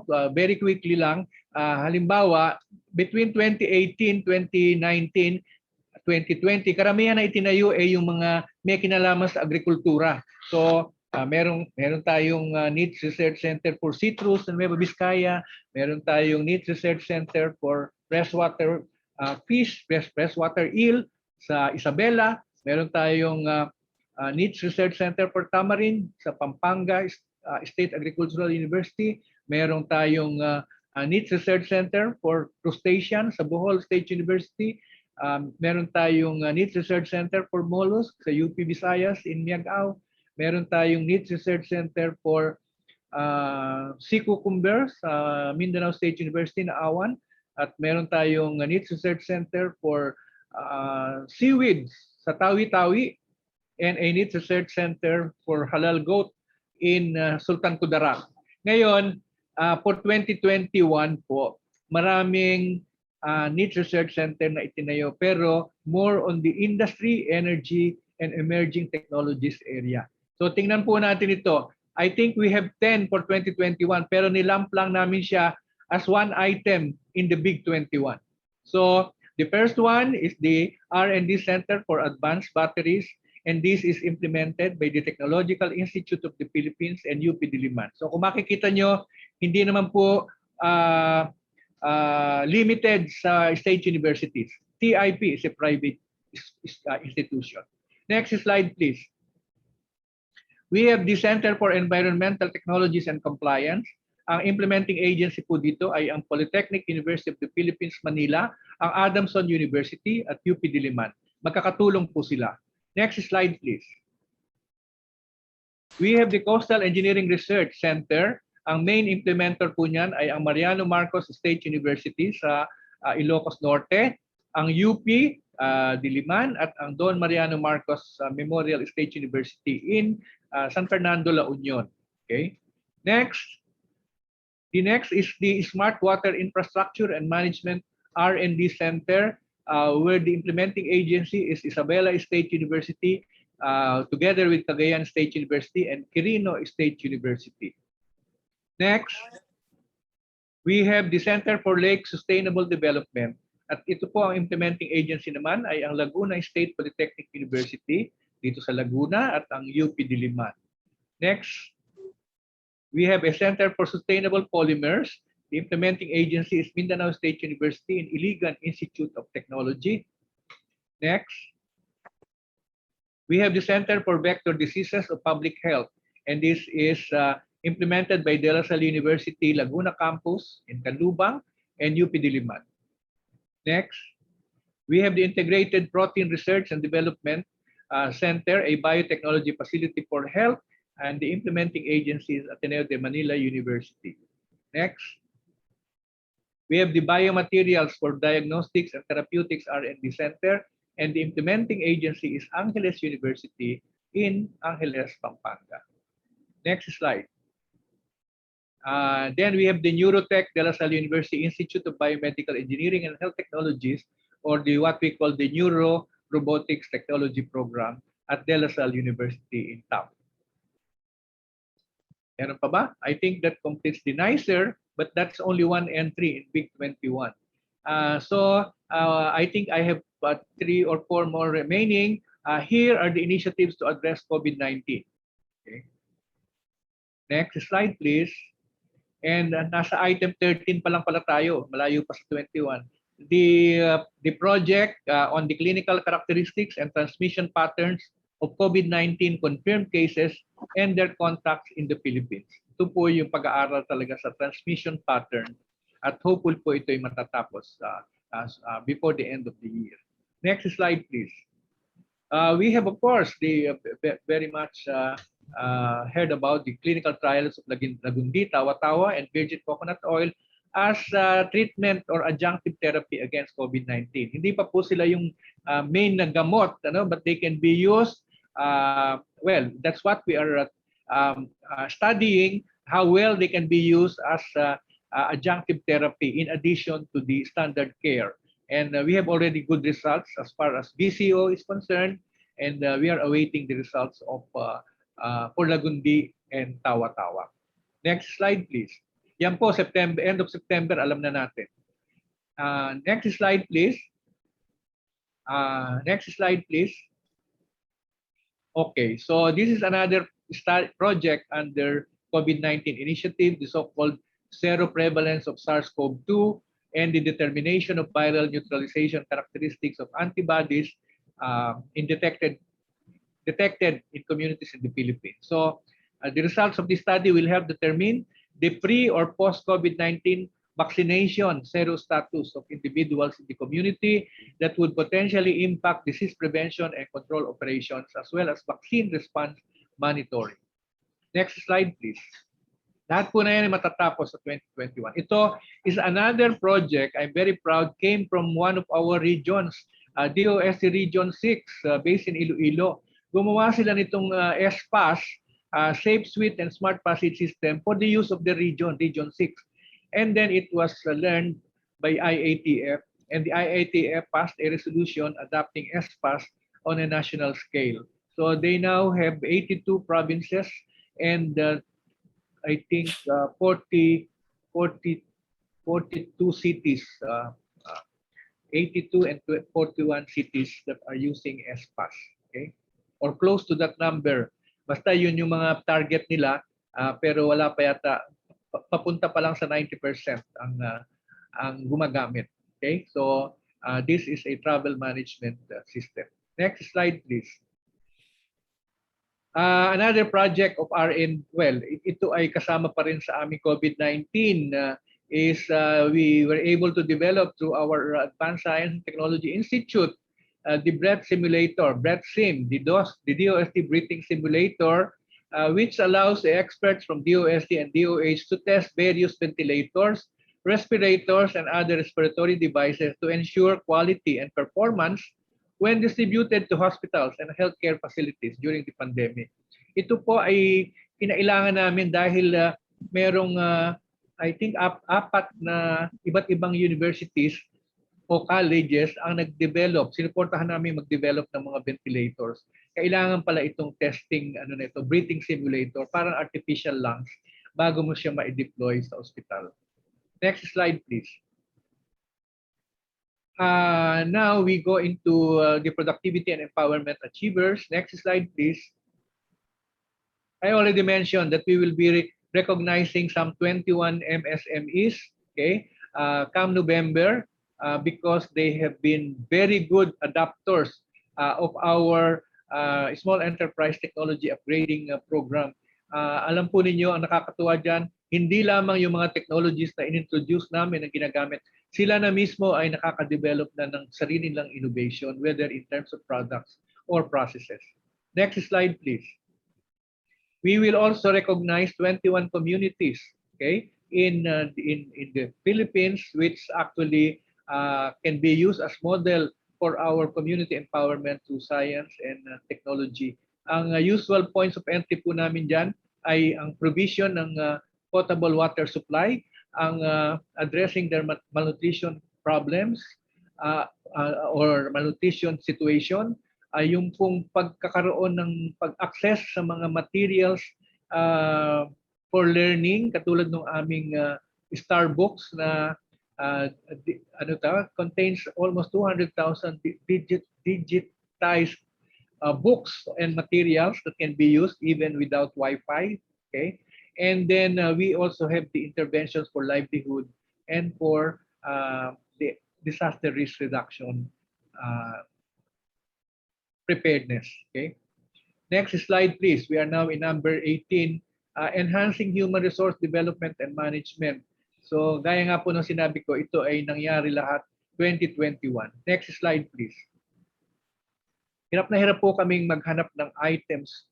Kahit na gustuhin mo namin magdagdag ng mga magre-research sa amin, ay wala namang plantilla items po sa gobyerno na nadadagdag. Hirap na hirap tayo. Kahit sa mga state universities, hirap na hirap din silang magkaroon ng additional plantilla items. Kaya yung ating mga pinag-graduate ng MS and PhD, kuminsan nahihirapan sila kasi sa industry naman, kakaunti lang yung industries na nandirito na may mga sariling R&D units. Kaya po ang aming sinubukan ngayon, nag-create kami ng S&T Fellows Program. Ito po ay hindi tenured positions, para silang contractual, pero we are giving them up to 5 years. Okay? Dapat within 5 years ay nakakita na sila ng kanilang gagawin na mas stable. Okay? Pero during the 5 years that they are with us, they receive a higher than usual pay. Kasi sila po naman yung mga PhDs. Ang tagal naman nag-aaral para magkaroon ng expertise. Next slide, please. Number 19 na po tayo. And this is a very important contribution din sa regions. Ang aming DOST Caraga on their own was able to partner with the Coursera, okay, which is an implementer of an online training program where the training courses, the online courses comes from very prestigious schools such and organizations like Yale University, Johns Hopkins, Google, IBM, and our DOST Caraga, okay, was able to convince them to give free slots, okay, for use by Filipinos. Nag-administer lang yung DOST Caraga, and so we were given 75,000 slots. Na-use up po yan, and actually we were recognized as top 5 in terms of the implementer of Coursera. Next slide, please. We are now in number 20, governance milestones. Next slide, please. Ito po ay ginawa ng ating National Academy of Science and Technology. When I was invited to Malaysia, to attend the launching of their STI foresight way back, I think that was already 4 or 5 years ago, ay napansin ko na ang gumawa ng kanilang STI foresight ang kanilang National Academy of Science and Technology. So, pag uwi ko dito ay binigyan ko ng assignment ang National Academy of Science and Technology together with some grant for them to develop the STI foresight for the Philippines for the next 30 years. So, tamang-tama po yan. Ilalabas ngayon, 2021, that will be good up to 2050. Okay? At ako naman ang pumunta sa Malaysia, marami din akong na isuggest sa kanilang mga innovations coming from the Philippines on the way how we operate our collegial bodies. And the last one, 21,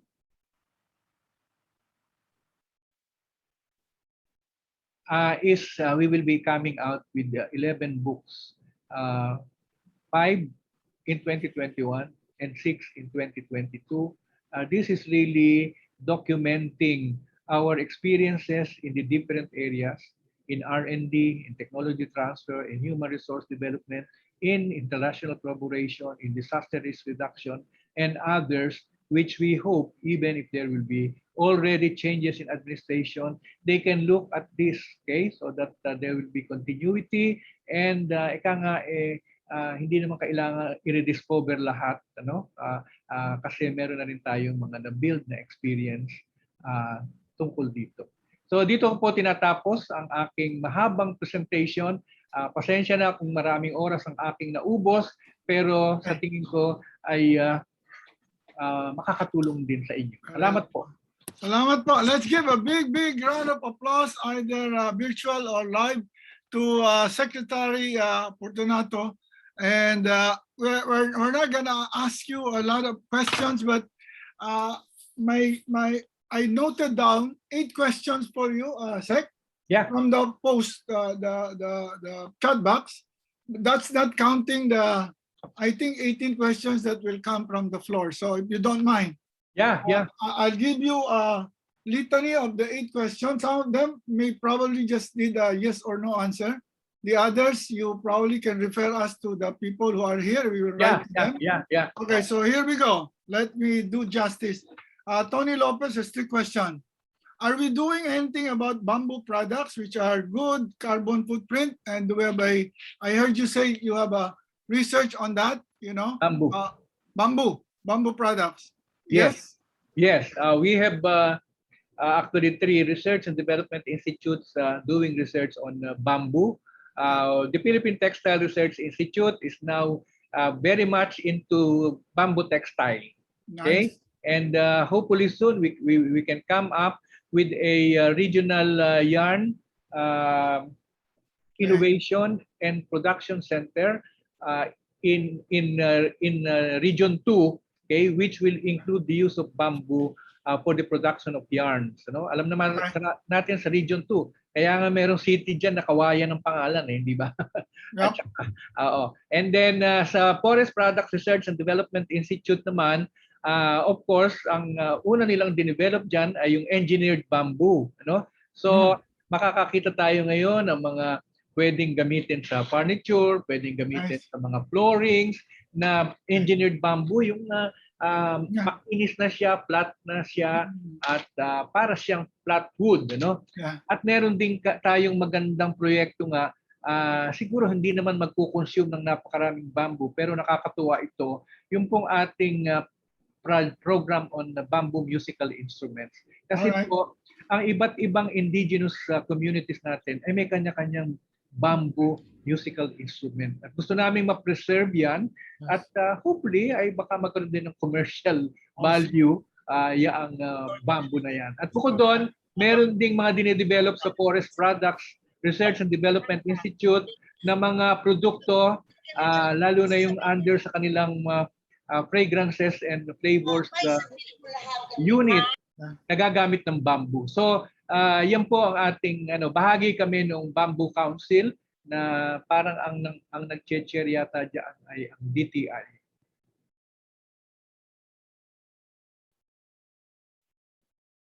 Na-mute ka. Roger, nawala sound mo. Roger, you're on mute. Oh, sorry. Sec, meron tayong anti-NS1 dengue kits na mentioned by Pep Bengson.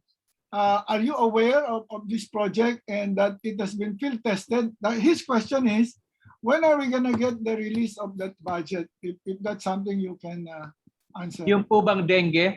Yung anti-NS1 kit or dengue? Are you familiar with that? Hindi diagnostic kit yan.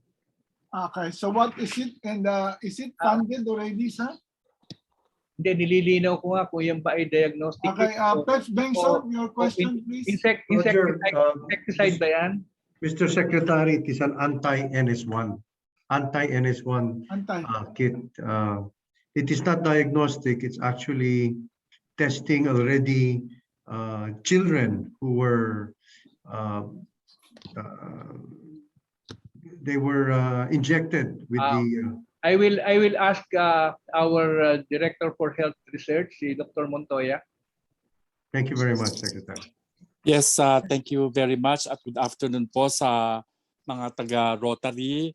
Regarding the question po, I thought for a while that it's a diagnostic kit. Kasi po yung anti-NS1, yun po ang tinitingnan as a diagnostic kit for dengue.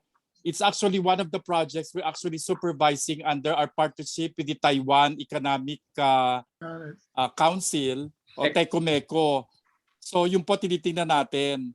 Pero ito pong injectable na ito, hindi po ito kasama sa priority natin dahil po marami pong mas advanced stage na po na mga possible drugs at pati na po yung tinitingnan ng WHO for a solidarity trial. So hindi po ito kasama dun sa mga tinitingnan po natin. Okay. So ano nangyari dun sa ginastos para sa field testing? Ay ano po, yung diagnostic kit yung sinasabi nyo siguro, hindi po yung test, yung treatment. Gamot. Opo, kasi sabi nyo kasi treatment. Hindi po kami sa treatment po, wala akong nalalaman na anti-NS1 na treatment. Yung diagnostic po, sinabi ko kanina, yung pong supervise po namin yan, the initial study was actually being done in partnership with a university sa Taiwan po, yung anti-NS1 kit. At yun po ay kapag successful, i-incorporate po yan doon sa mga diagnostic kits na ating dinedevelop na for dengue. Yeah. Okay. So it's going to be rolled out in short. Okay, 2 questions, Secretary, if you can. Yeah. Louis Asioche, dalawa, napaka good question. May pangatlo si Reggie. One is, yung Balik Scientist Program, tuloy-tuloy po ba yan? Ay, tuloy-tuloy po. Oo, at maganda po ang naging epekto ng Balik Scientist Law na ipinasa ng Kongreso noong 2018. Kasi po yung Balik Scientist Program na yan ay nag-exist na since 1975 pa yata or during that time, late 70s. Pero ngayon lang tayo nagkaroon ng batas kasi in the past, depende na yan sa priorities at sa budget na available kaya hindi tuloy-tuloy or hindi tumaas masyado yung bilang. Ngayon ay meron tayong mga target numbers at ang ganda na sana ng performance pero nagkaroon ng COVID, siyempre, yung Balik Scientist, kailangan magbiyahe ka. Kailangan pumunta ka dito.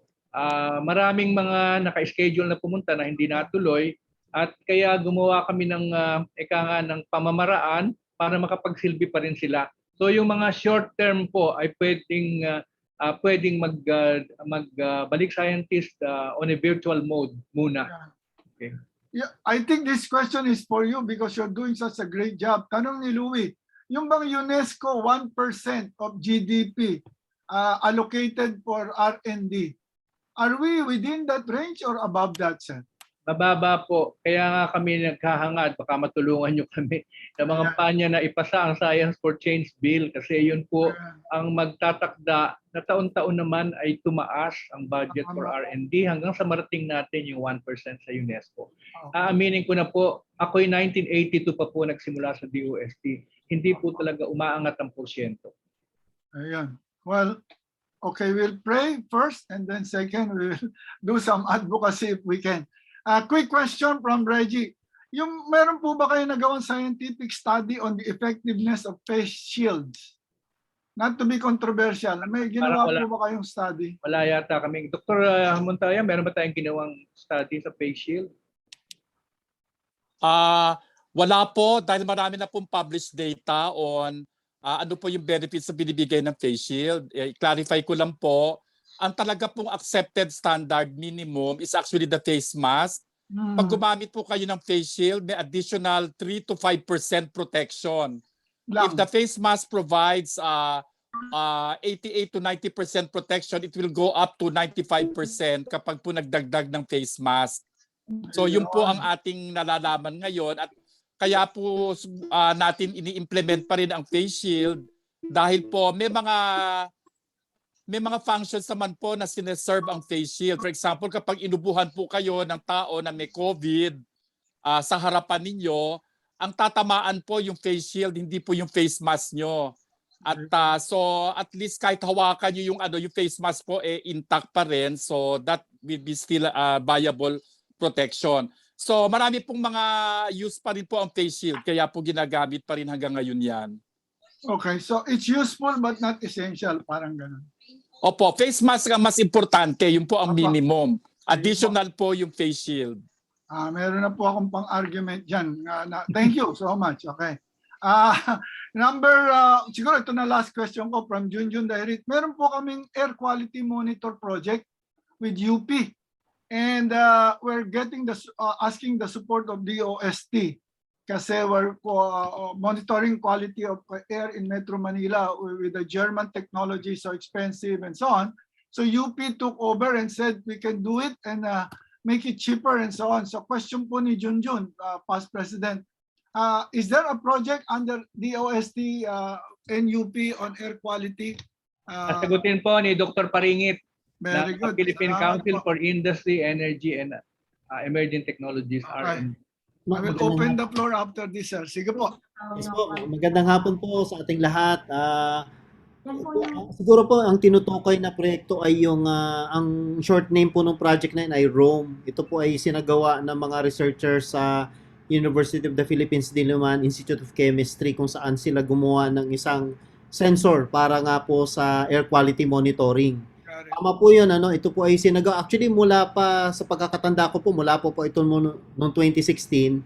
Pero last year po, or 2 years ago, sinimulan na po nila yung pag-develop naman ng kanilang commercial ventures. Kami naman po sa DOST, dito po sa Fisher, sinusuportahan din namin yung mga startups or spin-offs coming out of technologies as a product of R&D. So ito po ay malapit na nilang ma-commercialize at sinusuportahan po namin yung kanilang effort.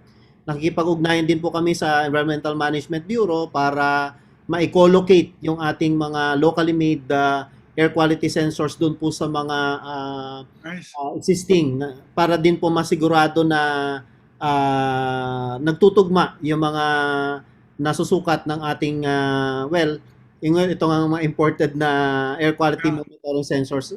And to see to it that also our sensors work as well, if not better. Thank you po. Thank you. That's a good news.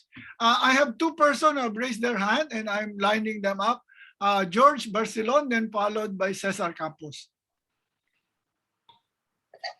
Good afternoon, Secretary Boy de la Peña. Nice seeing you. It's been some time for us to be traveling together. But anyway, I just like to, regarding the on the medical side of DOST, for us it's very crucial for us to open the economy is to be able to test, at the barangay level, ground up, that is affordable and that is quite accurate.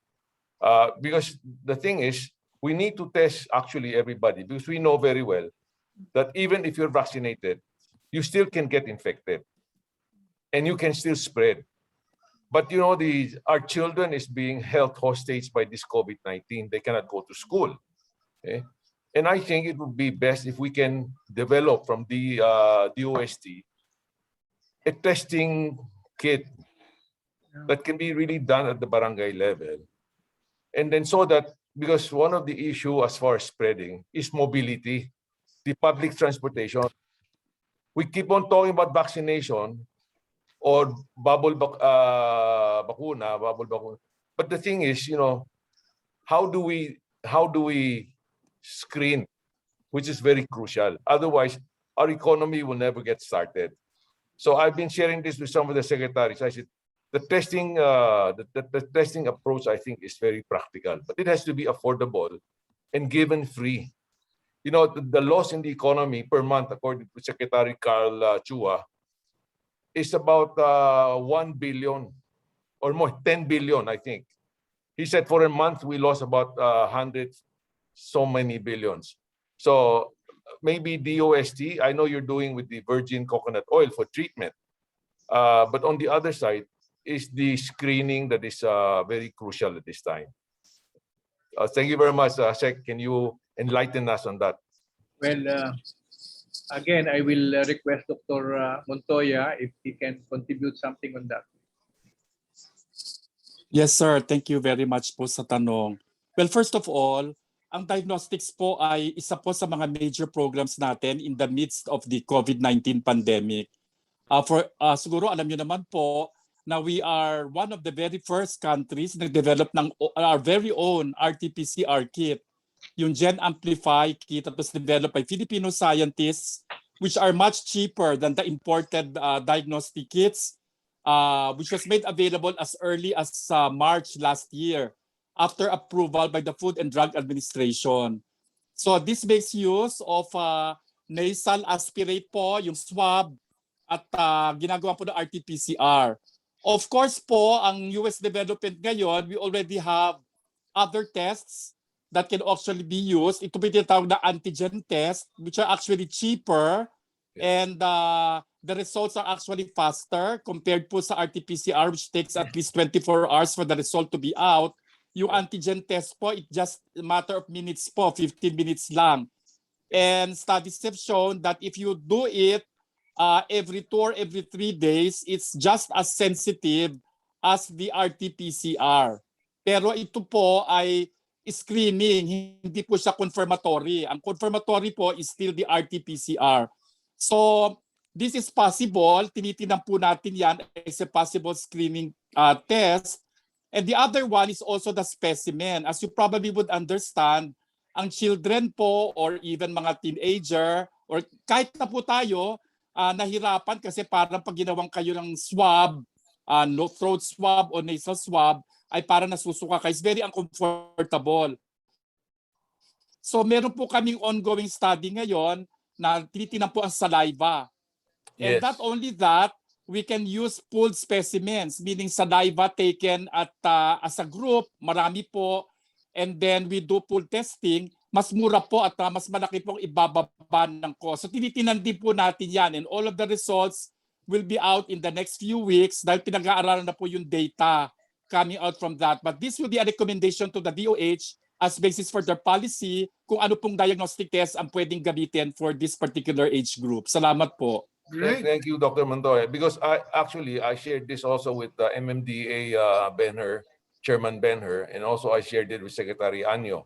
And they're quite open about it. They said, if there's really such a test reliable and cheap enough, we have to really do this at the barangay level so that people are tested. Both children and adults can have more mobility. The adults sa trabaho nila, mga bata, mga kabataan sa eskwela. So I hope we can rush this project and then do the better testing as soon as possible. Even selecting a few barrios or and test it because it's been back and forth. I mean, talking with the economic team, they're always trying to balance this life and livelihood. And I think this testing would be able, would be a tool that to really balance out this fear that we have of spreading. Thank you. Thank you. That's a very good information, Dr. Montoya. Yes po. Salamat po. We'll do that po.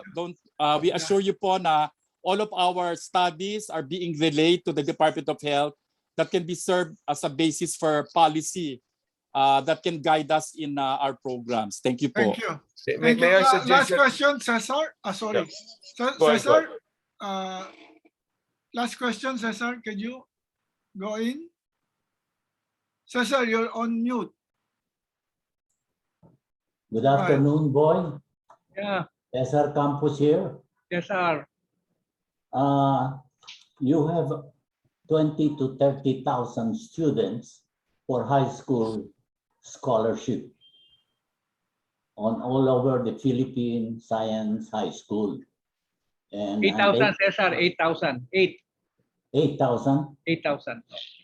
And lately it was published that you have 81 students that have qualified for college scholarship in the United States and other countries. And you have no money for them. And I understand Senator Angara will try to have funds for college education abroad. As you very well know, China has about 10,000 students all over the United States and trying to learn more from them. And I think I wrote you a letter with the idea that perhaps the Rotary Club of Makati could arrange an international grant from our RAC International, Rotary International. May we know what happened to it on our request? Cesar, yung iba nun ay nakaalis on their own, ano? At sabihin na nating marami rin sa kanilang may kaya, ano? Kaya nga nag-apply sila sa abroad. Pero yung iba na kung meron mang hindi nakaalis, yan ay chinek ng ating Philippine Science High School officials kung sino ang interested dito sa offer mo. And unfortunately, walang nag-signify ng interest. Kaya siguro kako baka yung timing, ano, pwede kaya, Cesar, na iplano natin yan para sa susunod na batch? Yeah, it's worth trying because the Rotary International have funds for education, and we could apply for one or two of them, and it's something to establish for our people. Yeah. So we need your support. Oo. Siguro iplano natin para sa susunod na school year. Okay. Thank you. Okay, thank you so much, Cesar. Fred Pascual, please go ahead. Mr. Fred Pascual, PP Fred Pascual. Hi, Sec Boy, how are you? Hi, Fred. My question has something to do with how DOST is organized. I wonder, given the very limited research budget that we have and the need to strengthen the research capabilities of our universities, particularly the SUCs, have you ever considered a restructuring of DOST so that all the research activities are farmed out to universities, and maybe also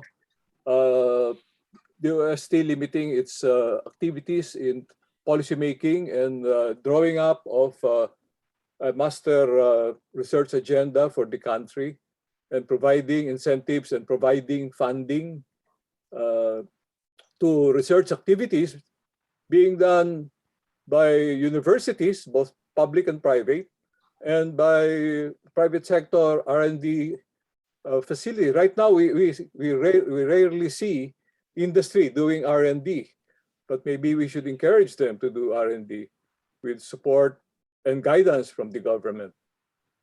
Well, as Have far you ever given consideration to this idea of a restructuring of DOST's activities? Activity, yes, but I don't know whether you mean restructuring our organization. Well, it will mean restructuring organizations because you'll have to spin off the laboratories that are now directly under the umbrella of DOST. Actually, Cesar, the niche research centers that we are supporting all over the country are in universities, okay? And our program for motivating industry to collaborate with the with the researchers are mostly with the universities. So we tell them, if you have a research that you want to do at your enterprise, just select one of the universities which you think can be your partner. Okay, kayo na ang mamili. And if the proposal comes out to be meeting our standards, okay, and within our budget, then we give you a very substantial portion of the research that will be done for that. Napakahirap din kasing, alam mo, everything is tied up with the economic level of activity in the Philippines. No? So for example, the private sector, ilan-ilan lang naman yung may sariling R&D. At kahit na nga yung mga multinationals who are located here, they locate their R&D abroad, no, in their own places. So we are trying to steer this particular area, and that's why we have this project on Cradle, which is collaborative research to leverage the Philippine economy. We have the BIST program, or the Business Innovation through Science and Technology, which encourages the firms, okay, to put up their own facilities. We can give them the needed financial support for as long as they will repay it. Okay. Now, I don't know what you are. You still undertake your own research activities, isn't it? Yes, because we are maintaining a very big setup for services, and it can be used for R&D. Yeah, that's what I mean. You know, whether this can be, these laboratories can be spin-off to help support. Maybe not in my time, Fred. Okay. No, yeah, it's a long-term thing. You know, it cannot be done in one. Well, there are only a few months left for me. Okay, we understand, sir. Okay, so at this point, thank you very much for all the responses. We would like to hear our presidents for their response to your presentation, Sec. We'd like to call LCP Steve, followed by Loida of Metro Kalibo, and finally President Louis, after which we'll have the photo ops with you, Mr. Secretary. Go ahead, Steve. Thank you, VP Roger. May I thank Secretary De La Peña, Dr. Montoya, and the rest of the Department of Science and Technology for explaining science for change. It was a reminder on how important research and development is in improving the quality of life in the Philippines. There is a direct correlation between R&D and the quality of life. And I've seen this as early as 40 years ago when I was in graduate school in the US.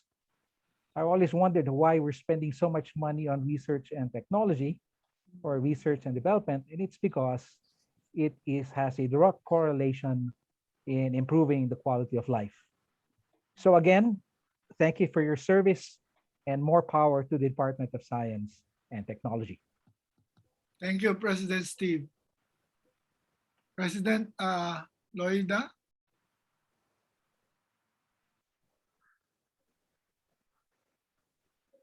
Yes, please. You can unmute yourself.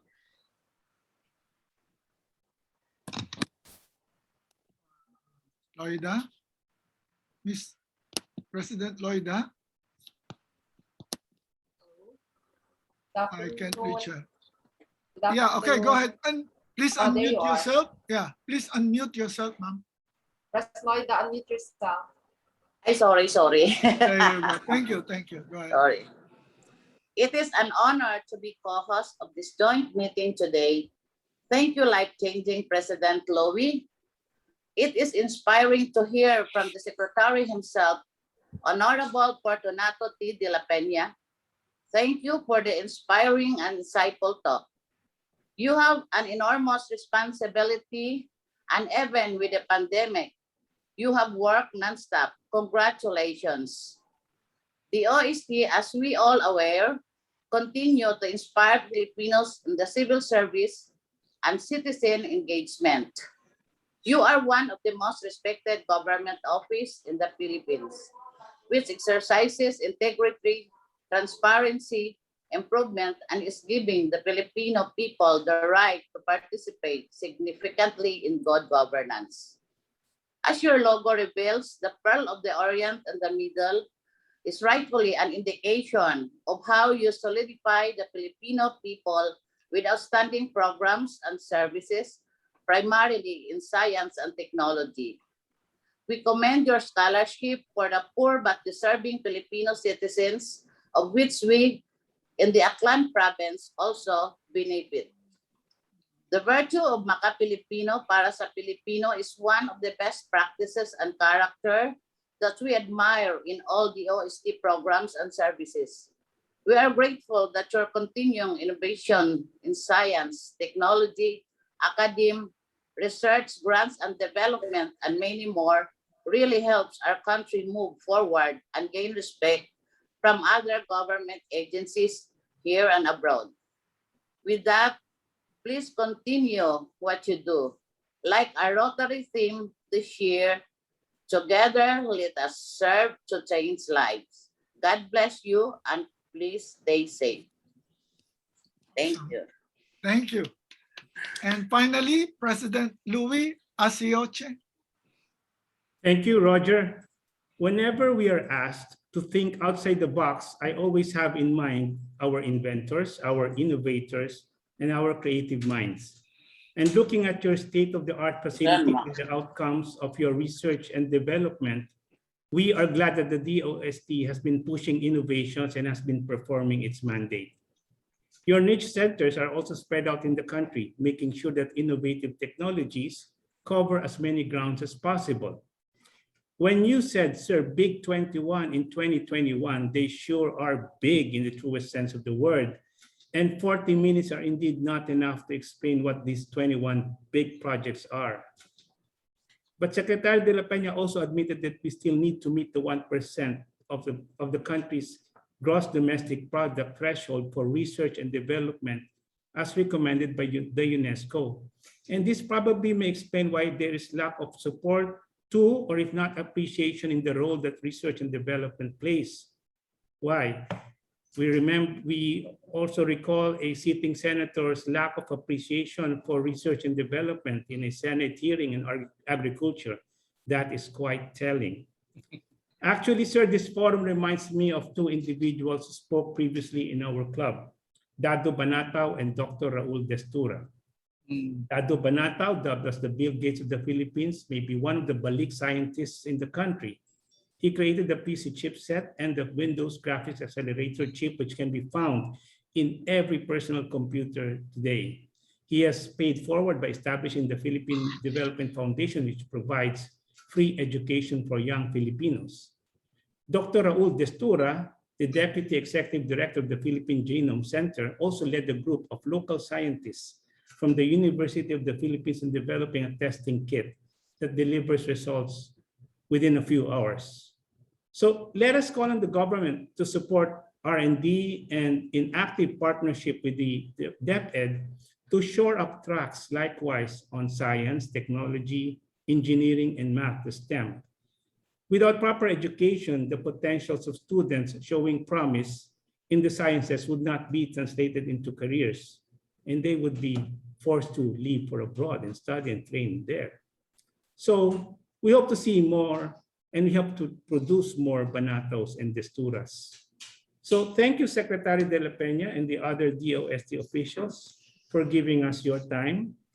On behalf of the Rotary Club of Makati, our aunts, and the other Rotarians from the different Rotary clubs with us today and all the other guests in attendance, please accept our heartfelt gratitude.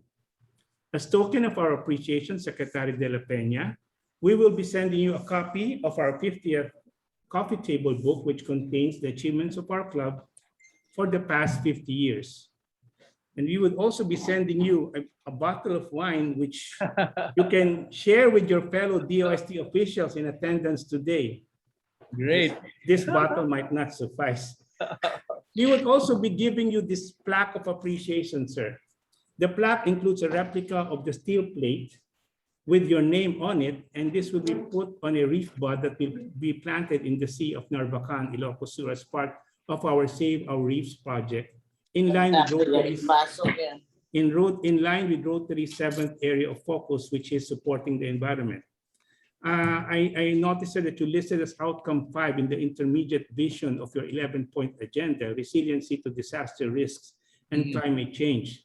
And you also have an upcoming webinar next month in partnership with the UK on climate adaptation and disaster resilience. This will be an interesting session for us Rotarians who are looking forward for noteworthy projects under our new area of focus on the environment. Now, may I request everyone to open their video settings, Roger, for our photo op with our distinguished guest speaker. Yes, please. Everybody, let's gonna do it slide by slide. So hold on your smile and keep that video on. And we're lucky to have Secretary to join us for this photo ops. Okay, 1, 2.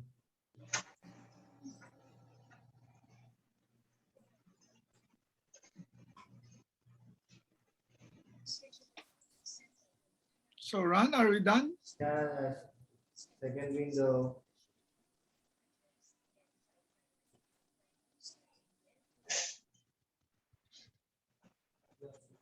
Last window. Okay, done. Thank you so much, Ron. At this point, we will ask our presidents to please adjourn the meeting. Starting with Steve. Yes, starting with Steve, President Steve. The meeting is proposed to be adjourned. Again, it was a pleasure meeting all of you. When the opportunity arises, please feel free to come and visit us in Baguio so we can host you properly. The meeting is now adjourned. And President Loida, unmute please. Unmute one more time. Sige po. On behalf of the Rotary Club of Metro Kalibo District 3850, I now adjourn this joint meeting. Thank you. And finally, President Louis Asioche, our host. Let's do it. Thank you. And to my club mates, please join us as we welcome District Governor Georgie Tan for her governor's visit to our club next Tuesday. This meeting is adjourned. Secretary Peña. Thank you very much. Thank you, Secretary. That was a nice session. It's a very nice